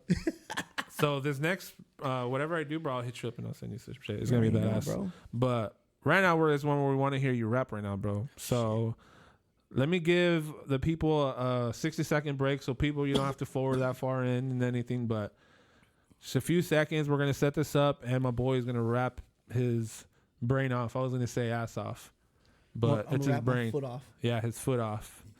All right, so let's set up this, and we'll be right back with D.E.D. And I can't wait to hear it because behind it is Born Evil with the whole thing. Oh yeah. I'm not trying to say too much. No, let's say that now. Yeah. Go for it. All right. So my bad. Born Evil. So what I'm about to rap is just stuff that's in my head. Parts of my album from We Need More Time, Homeless Verses, just rhymes I have in my brain. Okay. So for y'all who don't know, it's just like a freestyle. It's for those who like part of the song. You'll hear some lines might be familiar. Yeah, exactly. But what I decided to do is take some beats from Absurd's store hit the link, do the thing with the technology with the link for him.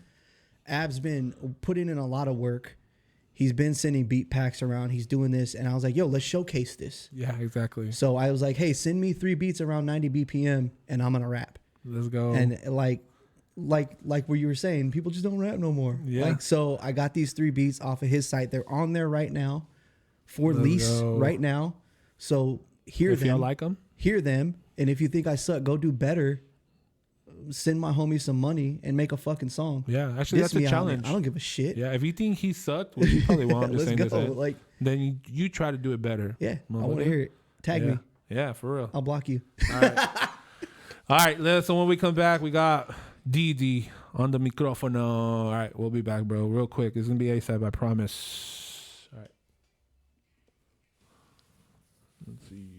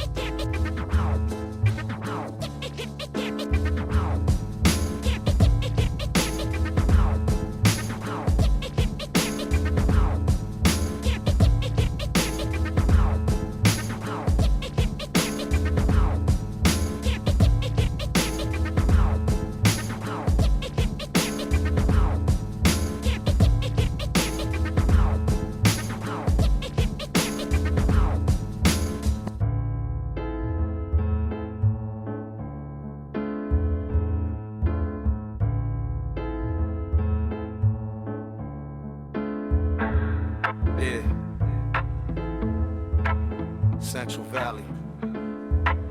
559. Gemini talking. BornEvillStudios. Taco Tuesday. Yeah. Pull up on a weekday. feels like a weekend. Gemini cooking up truth, let the heat in. Central Valley soil in my veins when I speak in. Fresno to the fields, every storyline deep in. Chrome mic stand, smell of dust in the hallway. Cheap chairs creak, but we still talking to Broadway. Late night, hot plate, dreams on the stovetop. Every guest hungry, but the budget at a thrift shop. Flyer on the wall, marker ink barely hanging. Phone on silent, but the whole block ringing. Talk about the courts, talk crops, talk crime, talk kids in the system and the ones doing time. Red eye host, but the mind sharp razor. Ask hard questions, never ask for a favor. Born evil banner in the back, tape crooked from the gutter to the world. Every segment stay rugged. Taco Tuesday live from the 559. Gemini serving up the real every time. Only on Born Evil, we gon' carve these lines from the valley to the globe. Let the culture shine. Taco Tuesday where the outcast talk. Central sun burning, but the game stay frost. If you ain't from here, you don't know that. Gemini hold it down, never taking a loss. Grease-stained notebooks, scribbles on the margin. Stories from the orchards, bullets in the garden. Mics taped up, but the convo flawless. Laughs in the dark, then the mood turn lawless. Kids hit the DM, you the only one that get us. Single mom calls, say the words really fed us. OG in the corner saying keep it like that. Cause the news skip blocks with a pavement crack. We break bread on the air, talk rent, talk stress. Talk homies in the ground, how we carry that mess. Talk hustle, side jobs, late checks, bounce dreams. Talk faith, talk rage, talk stitched up scenes. Gemini steer through the chaos steady. Voice like a tattoo, ink cut heavy. Born evil on the sign, but the heart pure gold. Every Tuesday night, whole valley feel cold. Taco Tuesday live from the 559. Yeah. Gemini serving up the real every time. Only on Born Evil, we gon' carve these lines from the valley to the globe. Let the culture shine. Taco Tuesday where the lost get found. Every raw conversation shake the whole damn town. If you tuned in once, then you ride or you ride. Central Valley in your veins when you hear that side. 559 stamp on the soul. Born evil building from the whole. Every taco on the plate got a story untold. Hit record, let the struggle unfold. Yeah. Taco Tuesday live from the 559. Gemini serving up the real every time. Only on Born Evil, we gon' carve these lines from the valley to the globe. Let the culture shine. Taco Tuesday, this that frontline talk. Dust on the shoes from the same old block. From the vines to the alleys, we connect that way. If it's real, it gets said on the Taco Tuesday.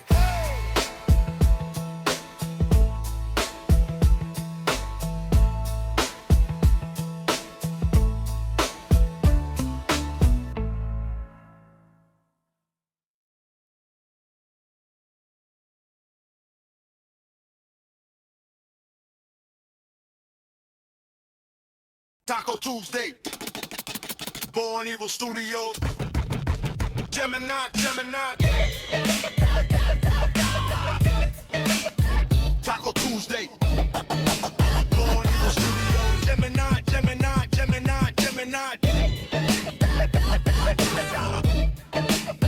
Taco Tuesday, BornEvillStudios, Gemini.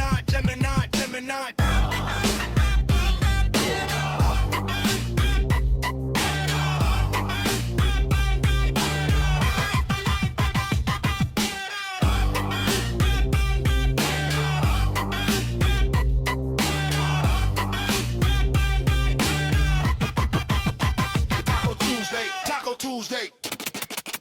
BornEvillStudios, Gemini.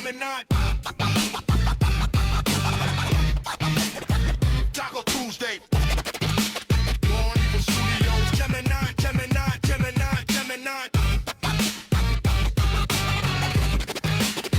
Taco Tuesday, BornEvillStudios, Gemini.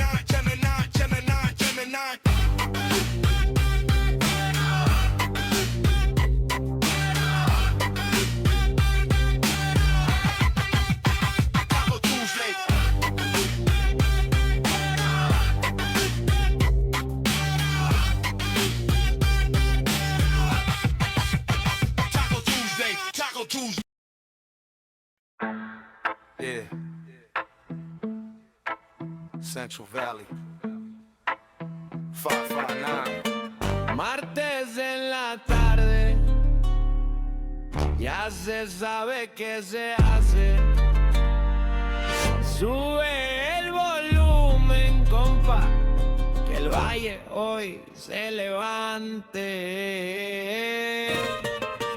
Desde el Valle Central, donde el sol pega sin falla, suena Talko Tuesday en la troca, en la sala. Gemini con la voz, platicando netas claras de la vida, del jale, de la cuadra y la bancada. Se oyen risas, se oyen chismes, historias que nunca fallan, invitados bien pesados y también raza calmada. Cada martes hay carnita pa' la mente que se cansa.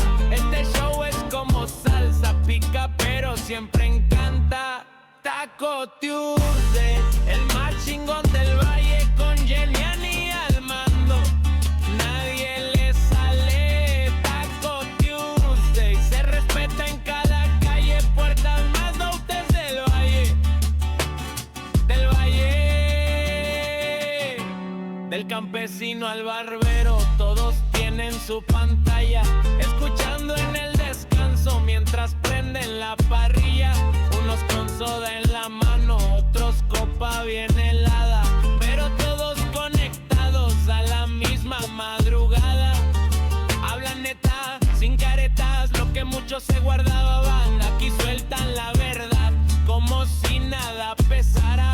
Si preguntan qué se escucha cuando el martes se levanta, es el Talko Tuesday, perro, la voz firme de la raza. Talko Tuesday, el más chingón del valle con Yelian y al mando. Nadie le sale. Talko Tuesday se respeta en cada calle, el podcast más dopes del valle. Del valle.